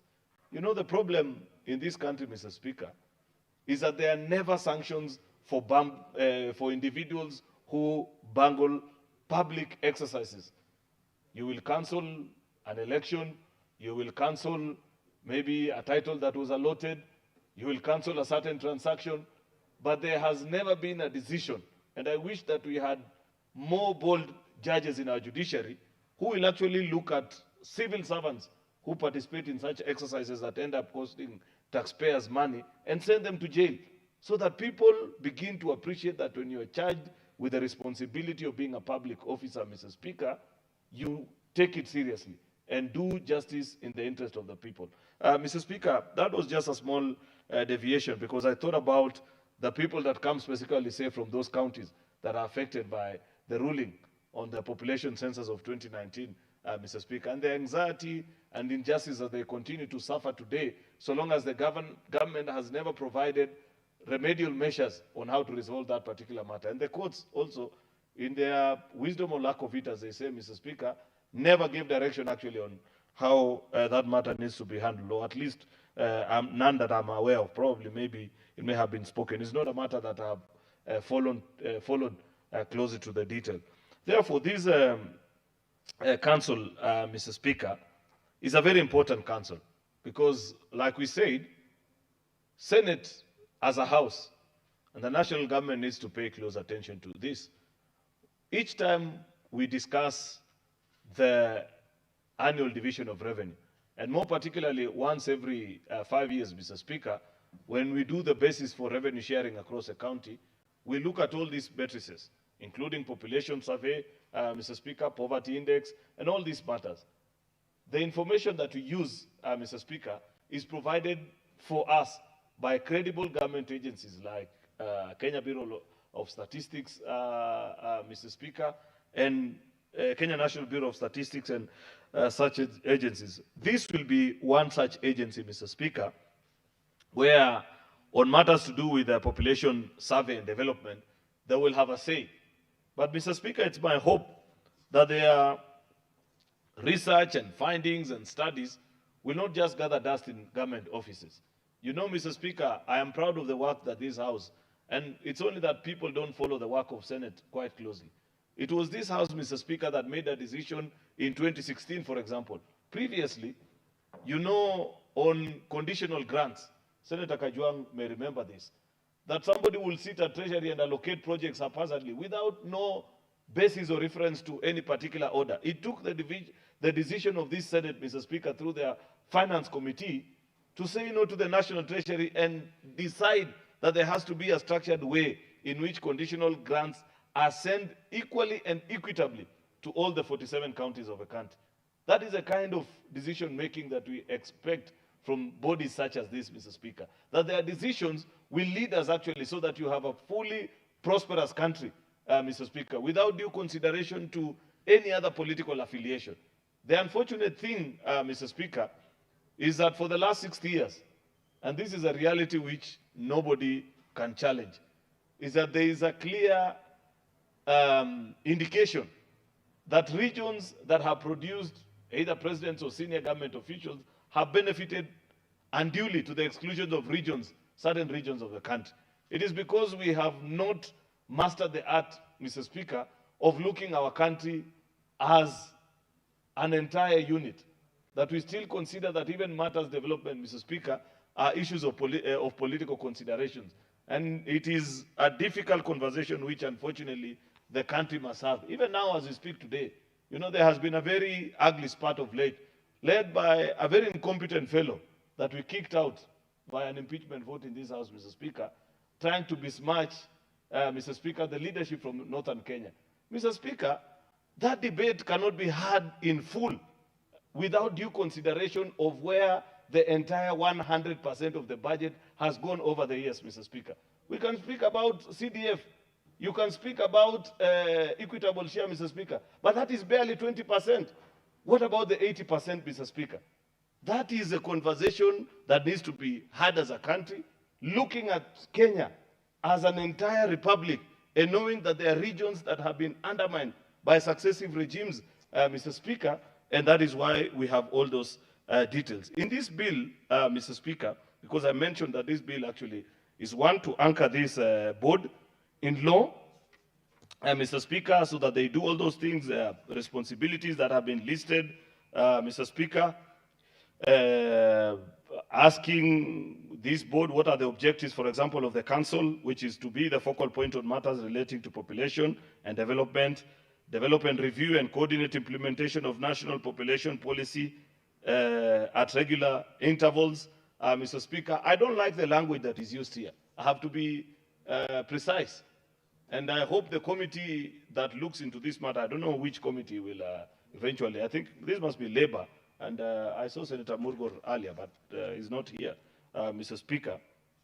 They must get the submissions from, Mr. Speaker, the national government on which body will eventually carry out the national census and what will be then the responsibility of this board, Mr. Speaker, complete with clarity, because the language that is used here doesn't provide specificity on this particular topic, Mr. Speaker. Because when you say you are a focal point, Mr. Speaker, what do you mean? What is the relationship between this and KNBS, Mr. Speaker? Will they do it jointly? Will one oversight the other?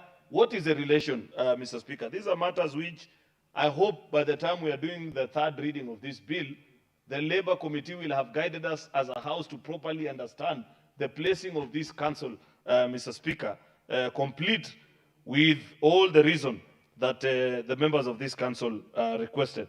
Mr. Speaker, Section 8, not 8 actually, Section 9 is where I want to spend a little bit of time. Actually 8, Mr. Speaker. There must be a different way of doing things. Many times when bills come to this House, the national government, true to its function, and I have said the state law office, and it's unfortunate because that is an office where the heart and the breadth of this constitution, Mr. Speaker, should be more alive than any other institution.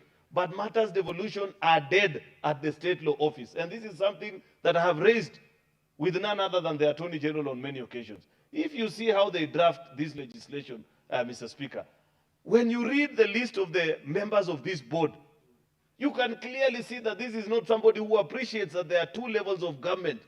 And I don't know what it will take for the drafters of such legislation, Mr. Speaker, who sit at the national drafting desk at the state law office, Mr. Speaker, to appreciate that there are two levels of government. When you send us a bill, of course they know that many times they will be lucky to skim through, if particularly a determination is made that that bill does not concern counties and therefore it's considered by our colleagues in the National Assembly. And I also don't know up to when our colleagues in the National Assembly will learn to live and appreciate that there are two levels of government, despite the fact, Mr. Speaker, because there has been an erroneous interpretation that so long as a matter touches on devolution, it is of no concern to the National Assembly. It's quite unfortunate, Mr. Speaker, because all these members of the National Assembly, they come from certain counties. By continuously undermining devolution, Mr. Speaker, and being supported by our colleagues in the National Assembly who pass laws such as this, because this bill has already gone through the 349 members of the National Assembly, and none has been able to pick out and say, you cannot constitute such a board in the 21st century in a country where we have the 2010 Constitution, Mr. Speaker. It tells you that many of them don't exercise their mind appropriately to appreciate, Mr. Speaker, that there is an important role that our devolved units carry on and for on behalf of the people of Kenya. Mr. Speaker, this board eventually, when the Committee on Labor sits on this particular, I expect that they will rejig it properly, Mr. Speaker, ensure that there is good representation of our county governments, including the various agencies and institutions that appreciate the 2010 Constitution and how it's supposed to work. Otherwise, this continuous drafting, because you can clearly see that many of these bills, Mr. Speaker, somebody lazily sits on their desk, Mr. Speaker, approves, edits, copies and pastes, Mr. Speaker, and concludes on that particular business. Mr. Speaker, when I refer to the State Law Office, don't get very worried. I know you have close relations in that particular office, but I know she works in a different office, not this particular one. This is a different one, because I have seen how you're looking at me when I mentioned the State Law Office, Mr. Speaker. This is a different one who needs to, and in fact, at the next conference, where we bring together national government and the Senate, the AG needs to address us specifically on this particular matter and the refusal by her officers to appreciate the fact that 2010 Constitution radically changed institutions and how they are represented. Therefore, Mr. Speaker, that is something that needs to be done. You know, Part H is an interesting one. There are 3 persons who shall be nominated by the Forum of Religious Organization, consisting of the Secretary General of Supreme Four, Council of Kenya Muslims, Kenya Conference of Catholic Bishops, Hindu, National Christian Churches of Kenya and Evangelical Alliance, provided that not more than one shall be appointed by the Cabinet Secretary from one organization. It's okay. At least this is a bit descriptive because it speaks to the Muslims through SUPKEM and the various major denominations of the Christian faith, which is the Catholics, the Evangelicals Alliance, Mr. Speaker, and the Hindu Council, Mr. Speaker. But I don't think we have reached here, Mr. Speaker, where we can define, because you know this country very well, and I have nothing against Catholics like Omtata. I know he's a member of the Catholic faith and maybe many others. But when you compare one of the major denominations to the exclusions of the other, the Anglicans, for example, might arise in protest. I don't know which church Senator Kajwang goes to, Mr. Speaker. Oh, he's an Adventist, yes, I've just remembered. For example, the Adventist is a very major denomination with churches spread across the country. I don't know what is the total population of the Adventists vis-a-vis the Catholics, the Anglicans, for example. Therefore, this proposal that is being put here to mention a specific church denomination, Mr. Speaker, may give us trouble. Unless we had a religious council that will give us the censors to establish. I prefer the previous mode of drafting because we have done other laws, the IBC law and so many others, where we have just left it to the interreligious council to sit down amongst themselves and make a determination. But to pick a specific major denomination, in this instance, the Catholic Church, Mr. Speaker, may put us in trouble with the rest of the denomination. Because, Mr. Speaker, they say to name one is to exclude others. And that is something that we need to perhaps bring a better understanding. And when members of the Labour Committee, I don't know if they're in the House this afternoon, Mr. Speaker, sit to consider that particular matter, that is an item that they need to address this House on, so that we are clear about it, Mr. Speaker, on what is the response by the other religious bodies on that kind of inclusion, Mr. Speaker.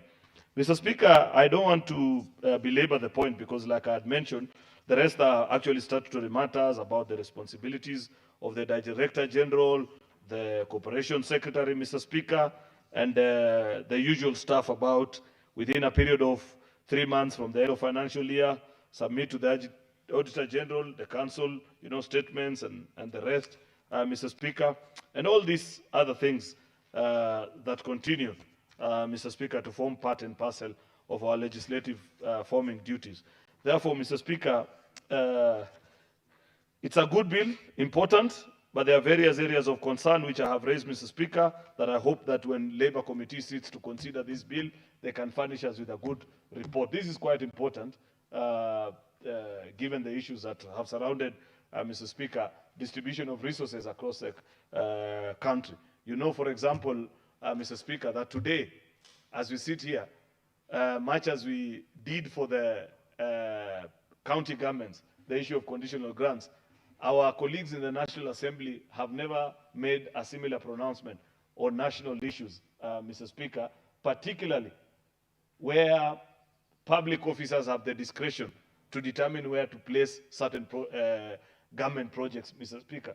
What is a guiding factor in making that particular decision? There are many times, Mr. Speaker, where you find an officer sits at a government office because they come from Kericho, then they determine, they're supposed to be built something here.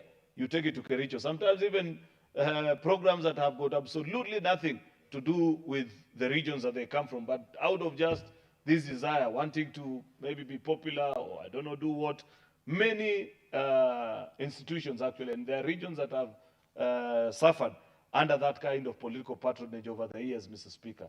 The Ministry of Health, I don't know which other ministry, Mr. Speaker, National Treasury as well.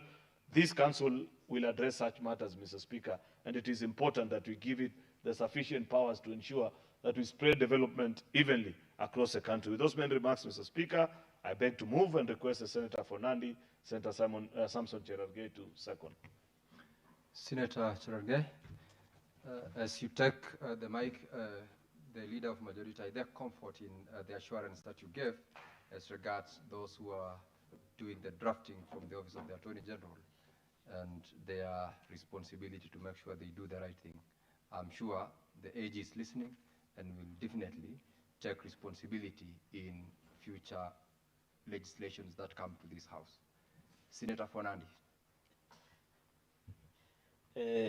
Thank you, Mr. Speaker. As I rise to second this bill, this very critical bill, I want to pick it from where the majority leader was ably moved the bill to make a few observations, because the rest of the bill is more of cleanup. I think what is happening in the state law office is just to reset the old way into doing new things in terms of recognition. Majority leader, it's important to note that most of the bills, for a number of years we have been with you together, we have noted that they always exclude the role of devolution. I don't think this is the first bill, but I hope you can escalate maybe to intergovernmental and other engagement through Senate Business Committee and leadership. That is, I want to confirm to you, Majority Leader, that that is the only engagement we will allow you to do. Any other engagement that was extended by Council of Governors, who are professional gossip club, you should not extend a similar courtesy. But on this one, with the State Attorney General, I think we are with you on this one. So, Speaker, as I say, on population and development is very key. The biggest fight is the fight for resources. The reason, and I'm happy the President is in Northern Kenya for a couple of days, the reason may be part of this country, especially Northern Kenya, which has become the critical and sharp focus of the topical discourse, is because there is an agenda between population and area size. There are people who feel that more resources should be taken to Vihiga as opposed as to Mandera because of population density. There are people who believe that it doesn't make sense to do a road from Wajir, Mandera, Isiolo, all the way to Nairobi. Yet the traffic is not as much like Mau Summit, Rironi. So Speaker, the conversation surrounds only on population and development. And I remember under Article 215, the role of community has always been based on the population, especially on the fourth basis formula that we passed, was normally based on population, based on land size, Mr. Speaker, and also the poverty index. Mr. Speaker, that is the reason that population is very important, and that is why the anchoring of Kenya National Council for Population and Development Bill 2023 as processed by the National Assembly is critical.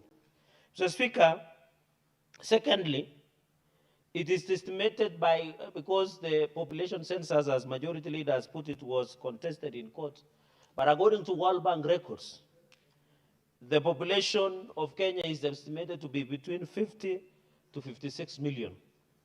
The projection by 2050, Mr. Speaker, by the World Bank is that Kenya will have a population between 85 million to 97 million who will be in this country by 2050. This, Mr. Speaker, indicates that 44% to 50% of Kenyans will live in urban areas, and that is why the foresight of President William Ruto to do affordable housing in our major centers, especially in our counties. This is the foresight many people who are myopic in their thinking, Mr. Speaker, do not think. Because the projection, almost half of this country's population will living in urban centers. What will they need? Affordable housing, sewerage system, road network, and other basics in life, Mr. Speaker, and security in urban centers. So the foresight of the president in doing affordable housing is perfectly in order. The naysayers, the sunballat of this era of ours, will not see the value until 2050, when 50% of Kenya's population will be living. Mr. Speaker, the sad news is in China. So, Speaker, according to the World Bank, because I was looking at the comparison, is that China, as of 2022, had a population of 1.426 billion. And I saw one of the biggest cities, a small city, like Mulot, has close to 400 million, Mr. Speaker. Or Chepseon, somewhere in Kericho. Or Oyugis, Mr. Speaker, is running effectively with a population of almost 400 million people, Mr. Speaker. Yet their population in total is 1.426 billion. Mr. Speaker, what is happening in China is a sad story. There is a declining birth. People are no longer giving birth because of the policy of two-child. Now the government has relaxed. They have said open everything that needs to be open to get more population. But by 2050, the population would have declined to 1.3 billion. In Kenya, the average family size is 6. If you are a senator and you are doing below 6, you are doing badly. That will undermine the growth of, in terms of even resources, Mr. Speaker, development, Mr. Speaker, and even the issue of voting. We are politicians, Mr. Speaker. So, Mr. Speaker, even as we move ahead, and I'm happy, I met Senator Danson Buya Mungatana Mulamwamba, Mr. Speaker, with your indulgence. Or Doctor. I met Senator Dr. Danson Mungatana somewhere in the city, and I'm happy, and I can confirm to this House, the children he was working with was more than 6. So we want people to follow in the footsteps of Senator Danson Mungatana so that we can have population, we have development, Mr. Speaker, for easy planning, Mr. Speaker. Senator, wait, I've not given you the mic. You don't seem to catch the speaker's eye, and I'm sure you've noted that this new system do not have a button for intervention. The only way you can catch the eye of the speaker is probably to raise up your hand and or shout. And Senator Kajwang, I noted that you are not at ease when Senator Cherargei was contributing. What is your intervention, Senator Kajwang?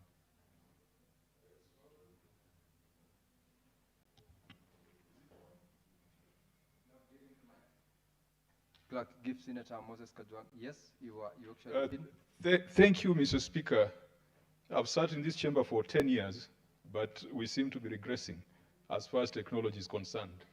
But my point of order was, as Senator Cherargei seconds this particular bill, is in order to celebrate Senator Dr. Danson Mungatana for having upwards of 6. I think even my deputy party leader, Senator Osotsi, when we went for his celebration, he introduced his children and said, put a rider, that those are the ones that I know for now.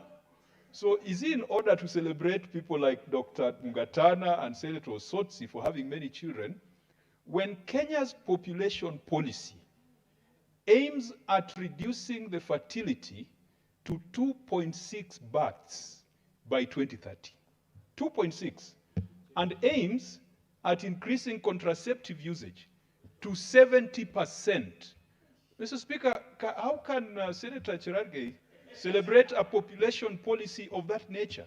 That Senator population Kajwang, policy should be shredded. Senator Kajwang, take your seat. Senator Cherargei's celebration was to the extent of the number of children that the Honorable Dr. Mungatana had on that particular day they met in the streets. He did not speak to the policy and thereafter. So, Cherargei, proceed to contribute on your point. I rule you out of order, Senator Kajwang. Senator Cherargei, proceed to second the motion.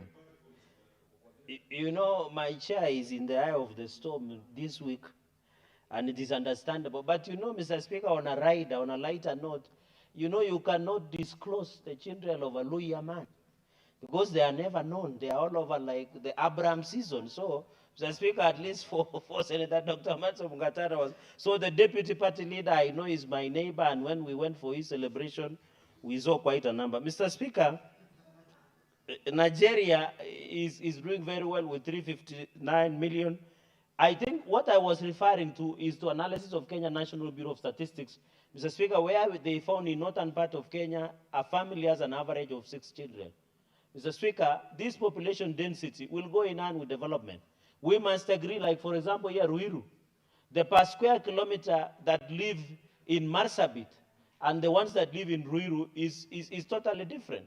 Within 1 square kilometer, you will get up to population of 12 households per square kilometer, Mr. Speaker. So that is my argument, Mr. Speaker, and the issue of human capital development. I'm happy the World Bank, Mr. Speaker, has recognized that human capital development is very, very important.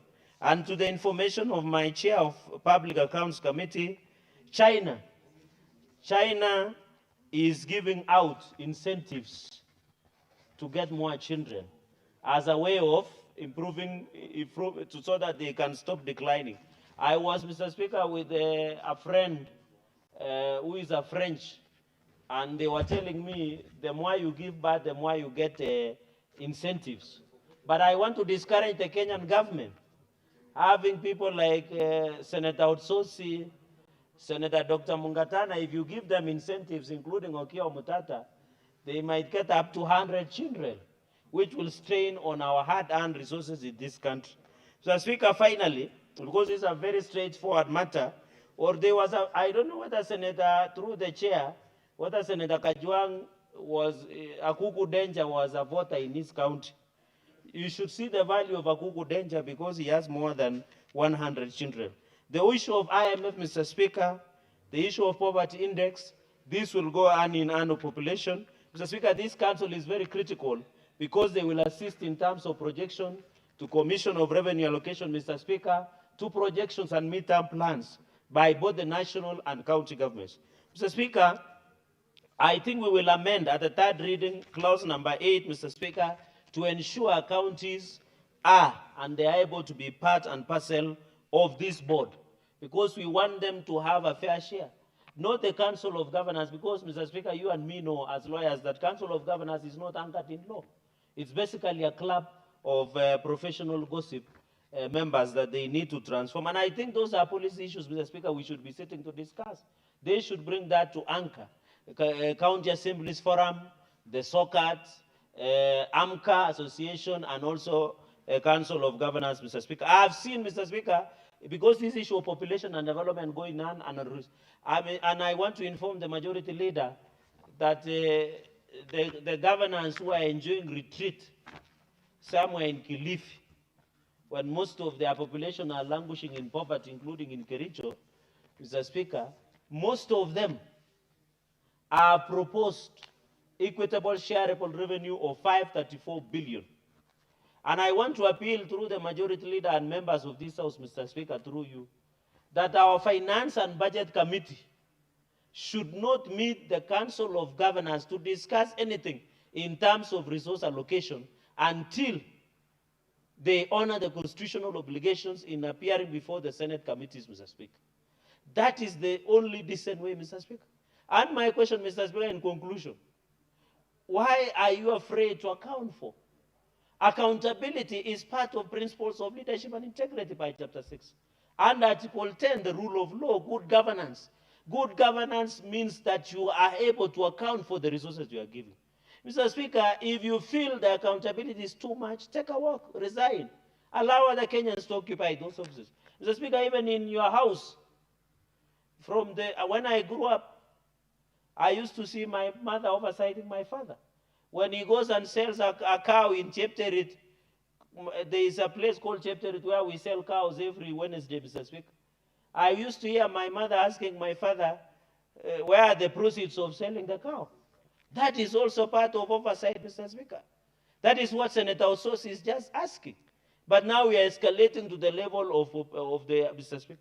And I want to confirm to this House, Mr. Speaker, because we are discussing the issue of population and development, that as a committees of the Senate, we shall not be intimidated, we shall not be blackmailed, Mr. Speaker. You cannot buy a Christmas tree in December of 3.6 million, which is worth 120,000 shillings, and you expect us to clap for you or give you standing ovation, like Bungoma did. You cannot do an housewarming party for the Speaker, like what happened in Viga, where Senator Otsosi comes, and you expect the committee to celebrate and give you a clap, Mr. Speaker. You cannot purchase 55.6 million worth of seedlings in Mandera, where drought is ravaging, and you expect the committee to celebrate you, Mr. Speaker. I want to celebrate, Mr. Speaker. I saw, Mr. Speaker, what shocked me is Elgeyo Marakwet County. They have what we call seedlings and biological assets of 274 million, Mr. Speaker. And when we found out, under the financial statements, 274 million, what is it for? We were told it includes semen. You know semen, beguza, the ones that are used to procreate. So we were wondering, how can you put semen as part of the assets? Do you expect us to sit and clap for you? We can, Mr. Speaker. We can. When you come to Nandi, Chepterwe has told hospital, Kobuja Sub-County Hospital has told, Kapsengere Hospital, I know Senator Otsosi knows Kapsengere Hospital has told, Mother and Baby in Kapsabet Town has told, leakages of revenue in Kaimosi Agricultural Training College, leakages of revenue, Mr. Speaker, in Kiborogok Tea Estate. You want us to give standing ovation to governors when they are mismanaging and running down our counties and not taking care of our value, Mr. Speaker. That is very unfortunate, Mr. Speaker. And even in Kericho, where the area governor of Kericho was opening substandard market stalls, Mr. Speaker, with pomp and color, with the governor of Nandi. In fact, the mistake that governor of Kericho did was to benchmark with the worst governor in the history of this republic by the name Governor. How can you invite? I saw, Mr. Speaker, I was embarrassed. And that project was done by World Bank, but it was messaged by the county, Mr. Speaker. In fact, I want to request the Committee of Trade to visit Kericho. I am told, even in Litein town, where he went to put Cabros, the governor, when it floods, there is no drainage. The whole county is turned into river like Nineveh or like Victoria, Mr. Speaker. The stalls that are in Kericho town, they don't have even ventilation. They are substandard, Mr. Speaker. I want to request the Trade Committee to visit Kericho County to save our people from the Pharaoh, Mr. Speaker. We must save them. Mr. Speaker, I don't want to go further than that, but to say the rest of clauses I just clean up, and so that I can allow my colleagues to contribute. Mr. Speaker, population and development is very critical. That is what we support, Mr. Speaker. And I know as a lawyer, you know the projections we do as a country. You have seen John Badi, the CS of National Treasury, talking about inflation rate, the population pressure will continue, Mr. Speaker. In conclusion, Mr. Speaker, Nairobi is estimated to have a 4 million. Is it 4 million population, Mr. Speaker? If my memory serves me right, that 4 million population, 4 million, is occupying Nairobi, Mr. Speaker. 4 million. What does it mean? It has given pressure on sewerage, roads, water, infrastructure. Mr. Speaker, when you go to Kilimani, in conclusion, and you know all of us live in this city, the potholes that are in Kilimani is shocking. And the people who are destroying roads are people who are doing uprising buildings in Kilimani. So we want to know who approves them. Mr. Speaker, I want to thank President William Ruto in conclusion because he has come to rescue Nairobi. Because the current governor was running Nairobi into serious. Under Article 187, at least the transfer of functions has been done to ensure national government will assist Nairobi City County in garbage collection because the Governor Sakaja tenure has become unfortunate and a disaster, Mr. Speaker. And I hope the MCS of Nairobi are watching this. We need Nairobi that is functional. We need Nairobi that has access to water. But I want to thank the national government for coming to rescue Nairobi from Sakaja's administration mismanagement in this department. Mr. Speaker, with those many remarks, allow me to end there and to second this bill. I thank you, Mr. Speaker. Senator Cherargei, on a number of occasions, the Speaker was tempted to remind you of the provisions of Standing Order 120, but even as you submitted, you made several detours under the rule of relevance, but you managed to bring yourself back on track.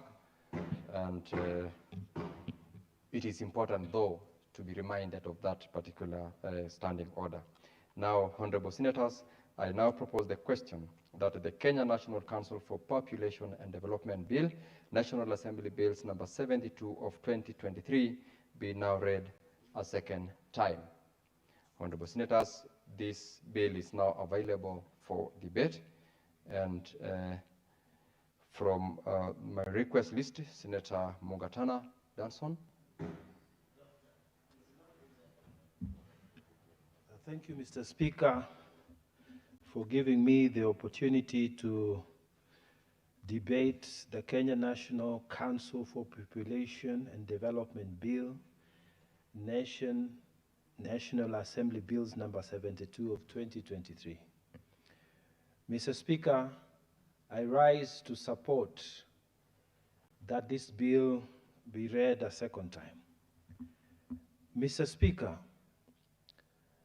when we say that we want now, through this bill, to anchor the gazetted institution, the Population Council, in law, some people think it is just another thing we are doing. I have a practical example, Mr. Speaker. Many years when we were under the Kibaki administration, Mr. Speaker, I personally pushed for the establishment of the Coconut Board. And the Coconut Board was set up through a presidential proclamation, and it was gazetted. But, Mr. Speaker, without a proper law to anchor that institution, with time, Mr. Speaker, and administrations that followed, they were denied budgets, Mr. Speaker. They were not given a proper budget line. As a result, the Coconut Board went on to die a natural death. Mr. Speaker, so when we say that we want to anchor this particular institution, the Council of Population, in law, we are not doing something that is in the air. We are doing something that will ensure that this organization will continue to subsist even beyond the current administration and future administration, and it will only be possible to remove it if another law is passed that will remove this from existence. Mr. Speaker, I therefore start by saying that is a good move. and it will help anchor the functions of this council. Mr. Speaker, if you look at the draft bill that we are debating today, there is a passage that I think the clause needs to be looked at afresh. Mr. Speaker, this type of drafting has been criticized before, but I want to put it again on record, that it is wrong for someone to sit here in Nairobi and decide that the only county of the 47 counties in Kenya that needs to host a headquarter of any important institution is Nairobi. Mr. Speaker, why put it in the law that the headquarters of this organization will be in Nairobi? Mr. Speaker, what should stop in future for this organization to be headquartered in Tana River County? Mr. Speaker, this kind of central thinking, kind of centralized thinking, as if we have only one county in the rest of this Kenya, we should discourage it. And the drafters in the office of the Attorney General, maybe they are old people, they need to go on retirement. They need to know that this country now has 47 counties. You don't draft a bill that subscribes the headquarters of an important organization such as this in Nairobi and make it very difficult for future counties to inherit that, that facility. Mr. Speaker, as we sit here today, there is no national headquarters in Tana River County. No building, no structure from the national headquarters. So here in Nairobi County, there are so many headquarters, there are so many institutions that are headquartered here. Why should we pass this law that says that even the National Population Council should be headed in Nairobi? Why? Mr. Speaker, new thinking needs to be injected.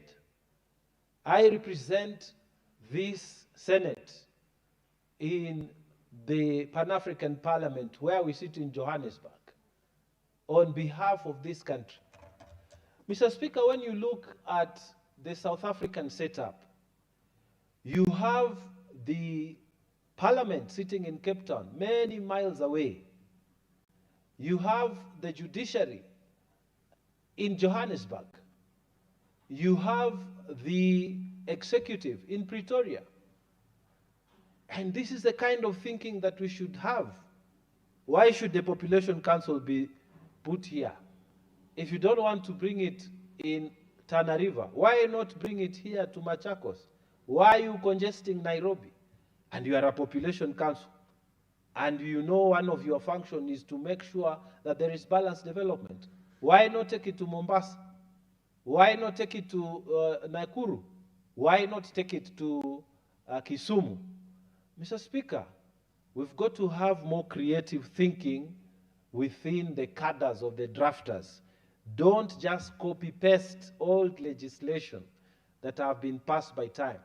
I appeal to the Committee of Labor in the Senate to have a clean look of this and make an amendment. And if you don't, I will propose that amendment. We should remove that kind of old legislative drafting. But Mr. Speaker, coming to the importance of this law, this law is so critical, Mr. Speaker. It is so critical that we should have a proper population council, and it should be funded adequately. Mr. Speaker, we were in Uganda for the East African Games.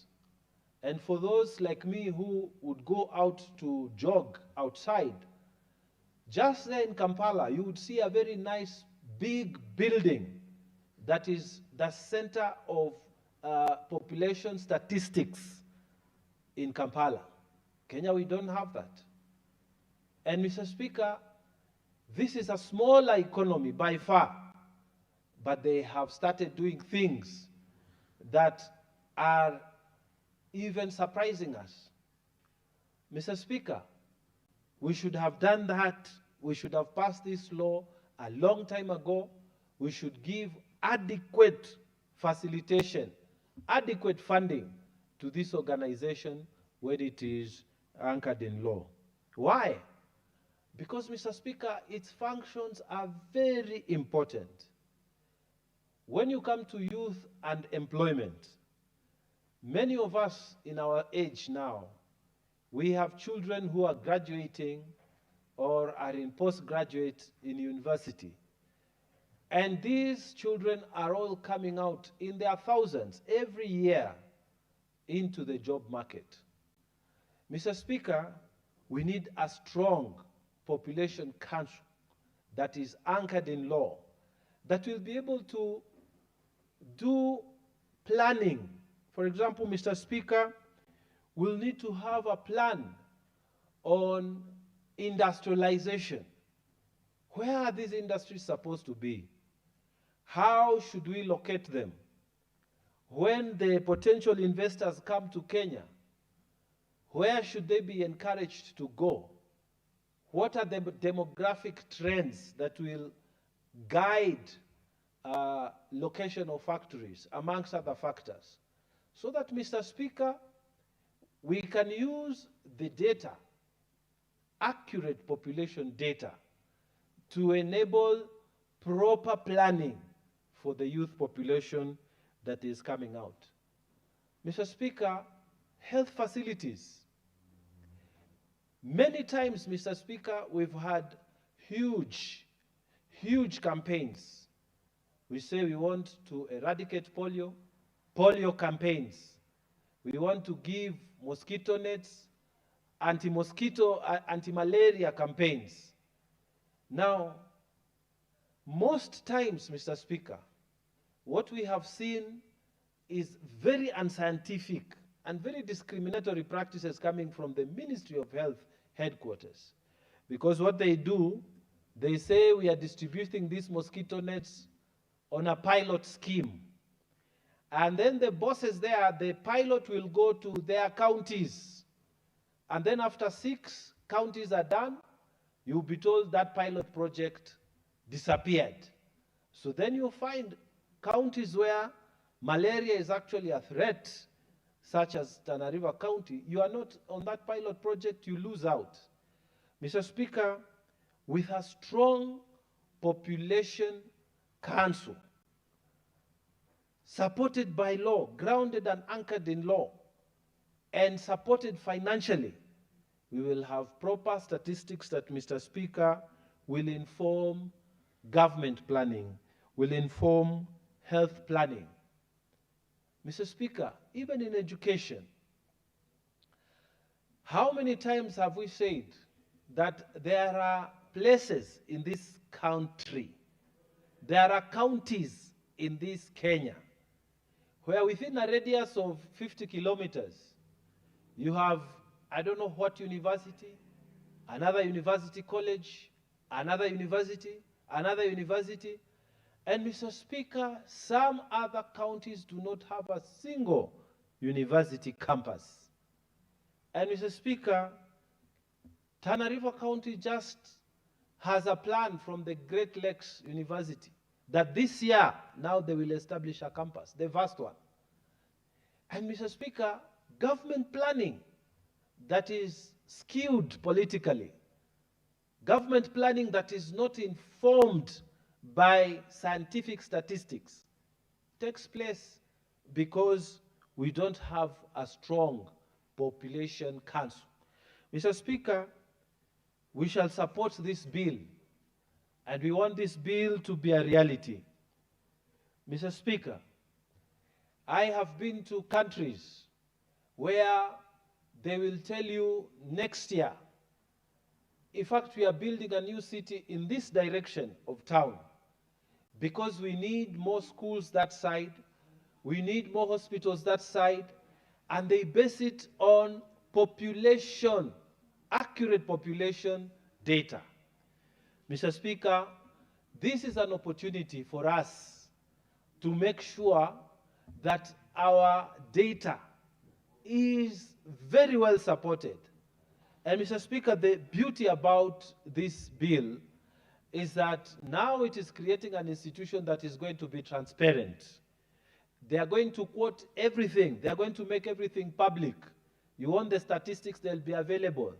And we are going to fund them, Mr. Speaker, so that they can give a better information for all of us. Mr. Speaker, even for county planning, if we are to get accurate data, most of our counties would be able to rely on information from here to do proper county integrated planning.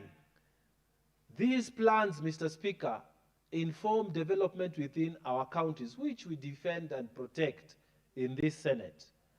Mr. Speaker, without accurate population data, we are not able to do long-term planning like Vision 2030. We are not able to do mid-term plans. We are also not able to do county integrated planning. Mr. Speaker, we need to have this bill passed like yesterday. Now I'm standing here to support that this bill be passed with the necessary amendments that I have proposed. So when the committee sits down to look at it, they can look at those I have proposed so that the bill also caters for interests in counties, so that counties can also benefit from the facility that we are creating now and anchoring in law. Mr. Speaker, with those very many remarks, I beg to support. Thank you. Senator Osotsi.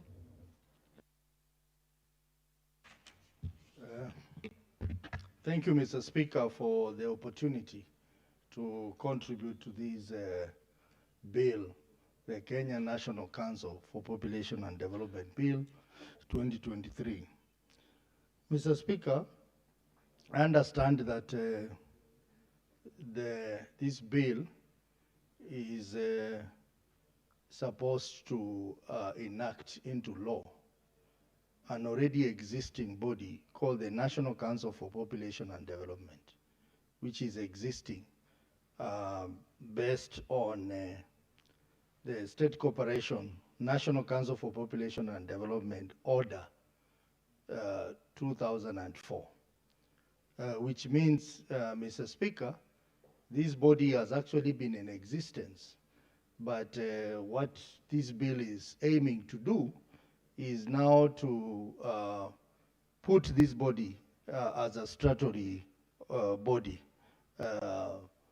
in law. Mr. Speaker, I appreciate the need to do this because population is a very important data for this country, because population is central to our planning. Population is central to our development, and basically every aspect of our development is based on the population. For example, Mr. Speaker, when we talk about sharing revenues in our counties, the formula that we have just passed a few months back, population was a very important variable in that formula. So population helps us to determine how much each county should get. Mr. Speaker, population is also key in delimitation of our electoral areas in this country and is provided for in the Constitution. Population is also key in our budgeting to determine how resources will be shared across the country. So population is a very, very important data variable in this country. But Mr. Speaker, as has been said by the majority leader, the population data that we are relying on is incorrect, Mr. Speaker. And this was confirmed via the court ruling, that the population census data that this country is relying on is inaccurate. And Mr. Speaker, you know that a lot of government resources was used to come up with that census, and census is done after every 10 years, and it is quite surprising that a country can spend billions of money to carry out a census, only for the results of that census to be declared incorrect and invalid. I think someone should have been responsible for that mess, Mr. Speaker. But this being Kenya that we know, everything that is done in this country is never taken seriously, and people go scot-free, even where mistakes and violations of law are clearly evident. Mr. Speaker, I was reading through this bill, and I thought that I was actually in those old ages of life, many hundreds or thousands of years ago. Because, Mr. Speaker, in the modern world of data and technology, we shouldn't be struggling to know what our population is, Mr. Speaker. You can imagine that this country takes 10 years, and then they conduct a survey called the census, which does not give good results, and then 20 years later, they discover that they have been relying on wrong data as their population. Mr. Speaker, in the modern world, it's very easy to determine what your population is at the click of a button, Mr. Speaker. How do countries with a huge population like India and China determine their population? They don't do census, Mr. Speaker. It is very easy to know how many Kenyans are there, because when a child is born, he's given a birth certificate. When someone dies, he's given a death certificate or a burial permit. Where does this data go to, Mr. Speaker? Where does this data go to? When kids go to school, they are registered in schools.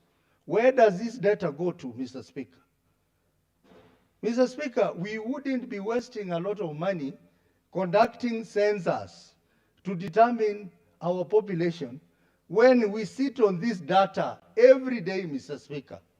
Mr. Speaker, I believe it would be very easy to know almost to perfection the population of this country if this country invested in data management. And Mr. Speaker, countries that are succeeding globally are countries which have invested in data management. The United States, Mr. Speaker, will continue to be a superpower in this world because they have invested in data. That is why they are even paying to get our health data, because they understand the importance of data. We are in this confusion, Mr. Speaker, because we do not know how to tap our data, Mr. Speaker, how to manage our data. Why would you have a body composed of 13 people on the board, on the council, and they still cannot be able to determine the population of the country, Mr. Speaker? When you can determine this by a click of a button, Mr. Speaker. When we talk about road to Singapore, how are we going to reach Singapore when simple things like determining our population, we cannot do them, Mr. Speaker? Mr. Speaker, if I had a way of advising this government, I would advise them to invest, maybe have a national data center where all the data that is collected is harmonized, and that data used to determine a number of things, including population. And I know there was an initiative during Kibaki's time, when they started something called integrated population data management, which was linking actually the Department of Birth, Death, it was linking IBC, it was linking national ID registration and the others. What happened to that exercise? If that exercise was done very well, Mr. Speaker, then we wouldn't be struggling with the population to know how many are we in this country, where is every Kenyan in this country. It would be by click of a button. So I want to advise this government for free that they need to take seriously the issue of data, because data is the next oil for this world. Without that, we will be engaging in pointless and expensive exercise like what we are doing, Mr. Speaker. Mr. Speaker, for instance, right now, we are struggling with a voter register. We don't know who is alive and who is dead in that voter register. And yet we are sitting on that data. The office that registers death knows who has died in this country. The office that registers birth knows who has been born in this country. Our Ministry of Education has a system, NEMIS or something, that knows who has registered in a school, at what age, who is going to secondary, all that data. You are telling me, Mr. Speaker, we cannot analyze that data to determine important variables like population, or to determine, even with a click of a button, who is supposed to be a voter and who is not supposed to be a voter. IBC is now asking for billions of money, Mr. Speaker, to conduct voter registration, when all they need is to invest in technology and get this data by a click of a button, Mr. Speaker.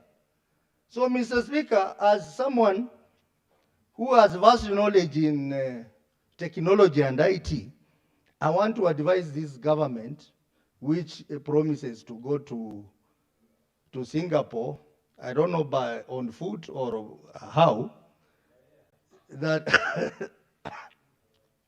Senator Mungatana is saying by air. I don't know how they will go if we cannot do these simple things, Mr. Speaker, because I believe that going to Singapore is not just brick and mortar, Mr. Speaker, but some of these things, simple things, can aid our going to Singapore very easily if we have the right data in place. And we'll do a lot of saving. For example, what is really the function of this board, Mr. Speaker? When the same work they are doing can be done by other government departments. For example, when I look through this bill, it reads like another bill we passed here for National Bureau of Statistics, Mr. Speaker. The Ministry of Planning conducts some of these things. This can as well be a department within the Ministry of Planning, Mr. Speaker. Why should it be an independent statutory body, Mr. Speaker? Why do we keep on contradicting ourselves as a country?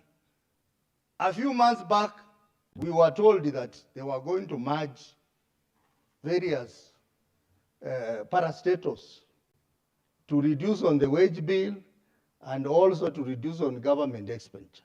But instead of implementing that report, Mr. Speaker, we are now seeing them create additional statutory bodies and parastatal. When you look at it, you wonder, Mr. Speaker, are we serious as a country? This is probably a function that can be done through a meeting, Mr. Speaker. When I look at the list of people who are on the council, half of them are government officers who can sit in their offices and make decisions on these things, Mr. Speaker, without wanting us to spend exchequer to run a body that ideally should not exist, Mr. Speaker. Mr. Speaker, I'm expressing my frustrations because sometimes you look at the kind of wastages we do in our government or in our public life, and you wonder, why would we spend, like I'm sure this body will be given maybe, to be modest, at least $500 million shillings every year.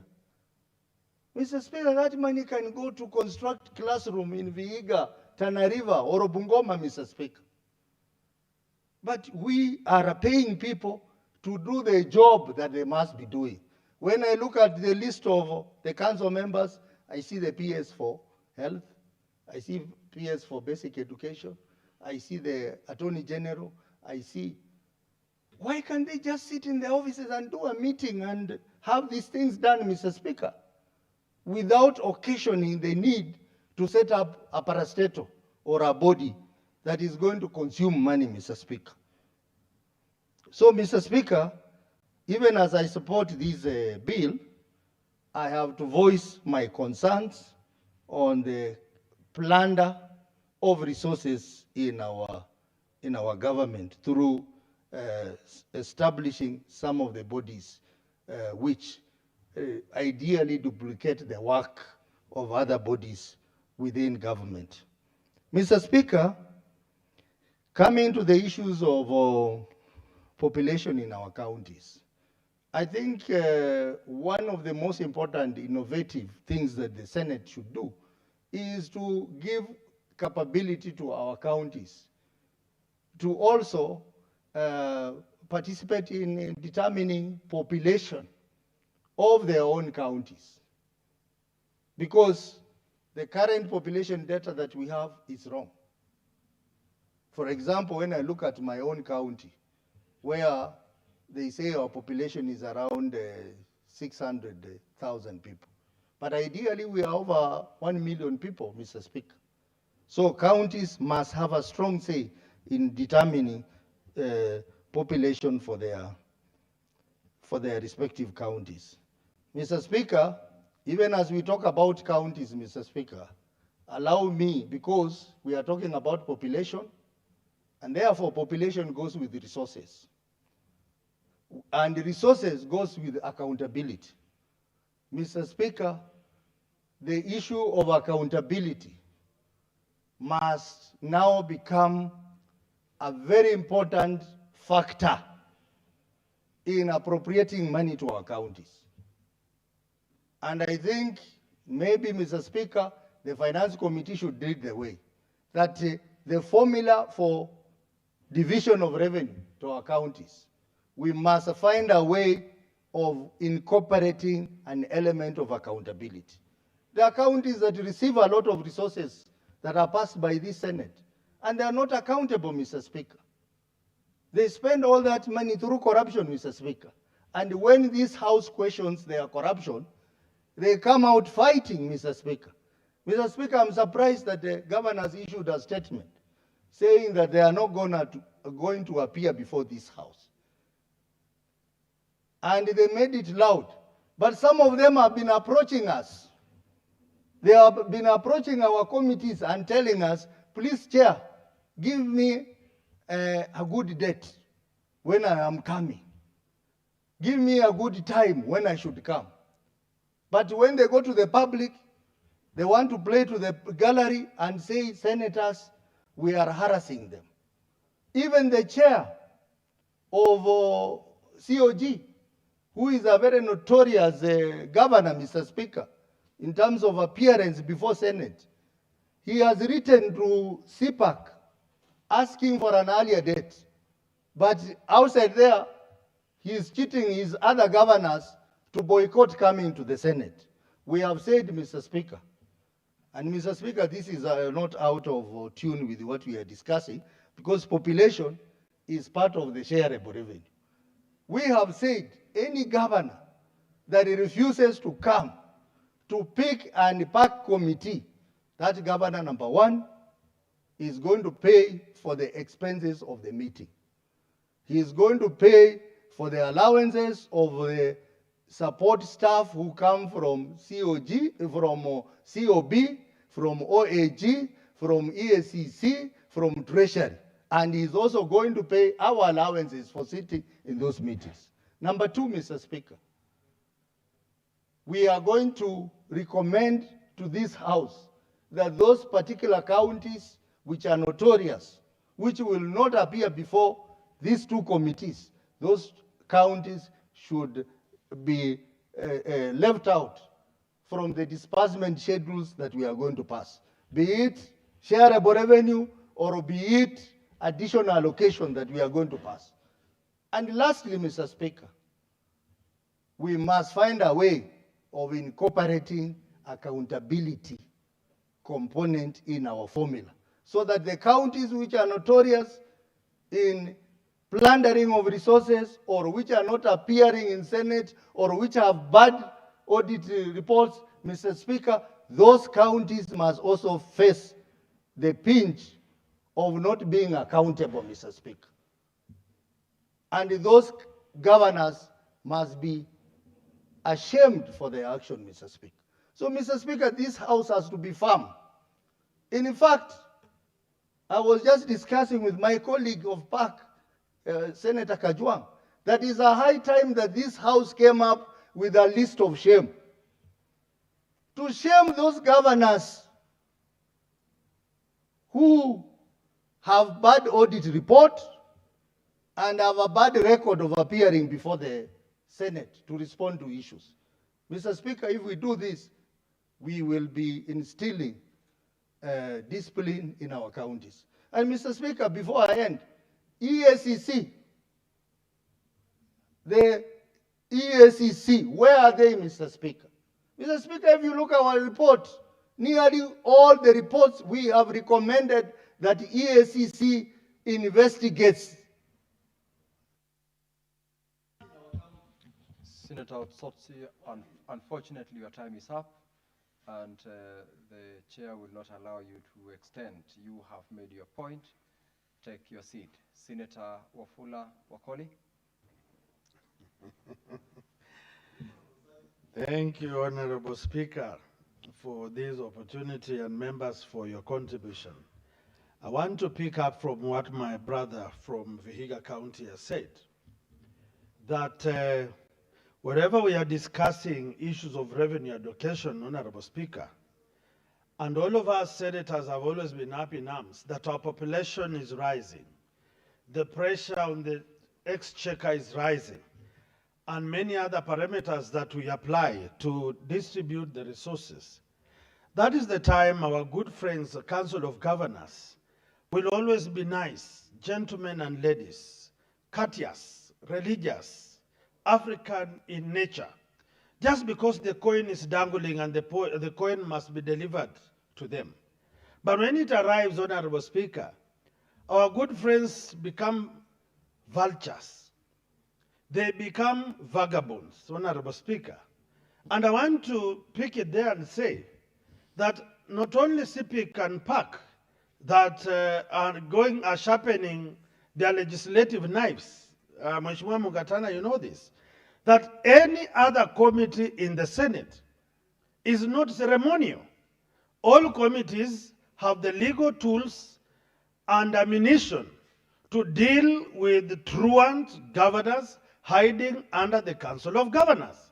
So as a chair, former living chairman of agriculture, we will now even go deeper into the details, the matrix, the logistics that are put in those committees that we lead.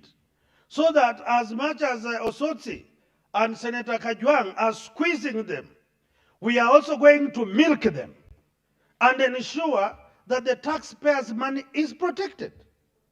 For example, Honorable Speaker, you find somebody saying, we have 6,000 peasant farmers in a county. But when you ask them to give you data of the farmers, Honorable Speaker, they fake the ID numbers and the names and with dry eyes table those documents to Senate. Honorable Speaker, this bill is going to give us the legal apparatus to be able to manage this situation. We have a program, Honorable Speaker, of governors feeding children, ECD children, Honorable Speaker. When you ask them, what data are you relying on to feed these young children? They don't have any. Some of the county governments do not even facilitate these young children to get birth certificates. But they are busy running with packets of flour, packets of milk, sacks of rice. But when you go to the real figures on the ground, some of those children have never seen a cup of porridge. So we are saying this bill is good, we support it, there is room for improvement, but it is also going to allow the Senate to oversight county government based on figures, not emotions, not titles. And therefore, I want to support this and ask honorable senators in all our committees, figures don't lie, populations don't lie, numbers don't lie, and therefore we must be able to dispense our duties properly. Finally, Honorable Speaker, we have heard the Ministry of Education saying they are losing billions for ghost schools. It again shows that the population matrix in Kenya has a problem. We even don't know how many foreigners are in this country because, again, the immigration system probably has a problem.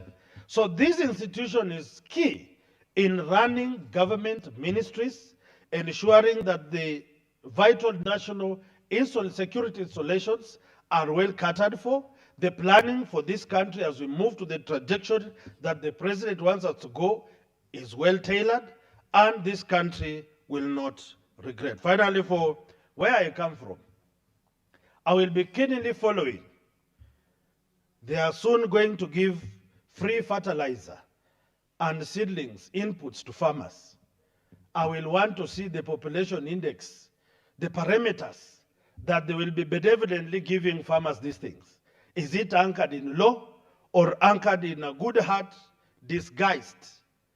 You know, a good heart, but more of an appetite for a tender of supplying fertilizer and a tender for supplying seedlings, and not for the interest of the poor person at the grassroots. So I call upon the people of Bungoma and the people of Kenya to be keen on figures, keen on statistics, keen on population, because there is no allocation of funds that is not directly proportional to the populations that we are talking about. Thank you, Honorable Speaker, and I support. Thank you, Senator Wakoli.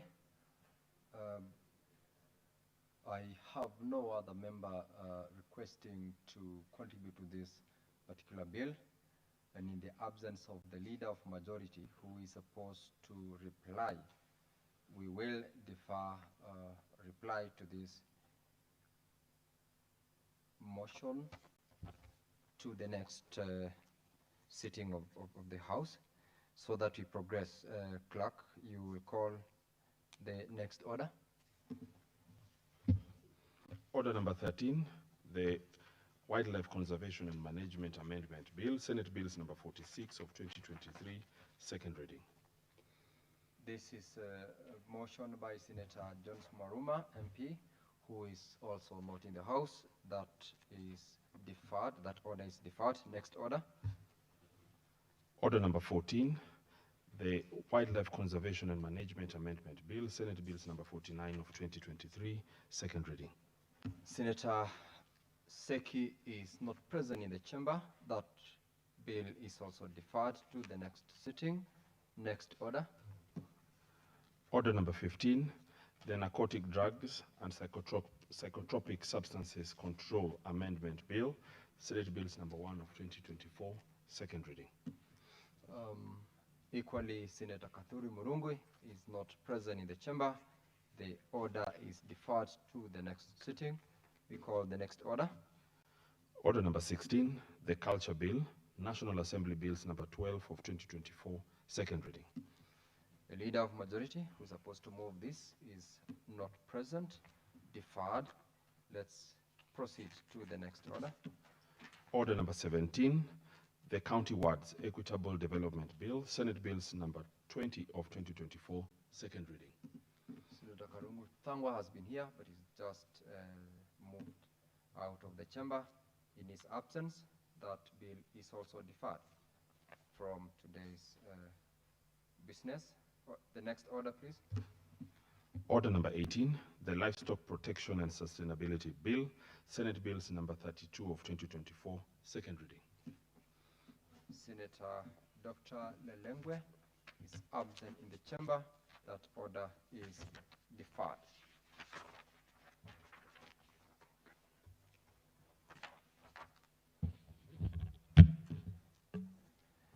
Now, honorable senators, there being no other business on the order paper, the Senate stands adjourned until tomorrow, Thursday, 12th of February, 2026 at 2:30 p.m.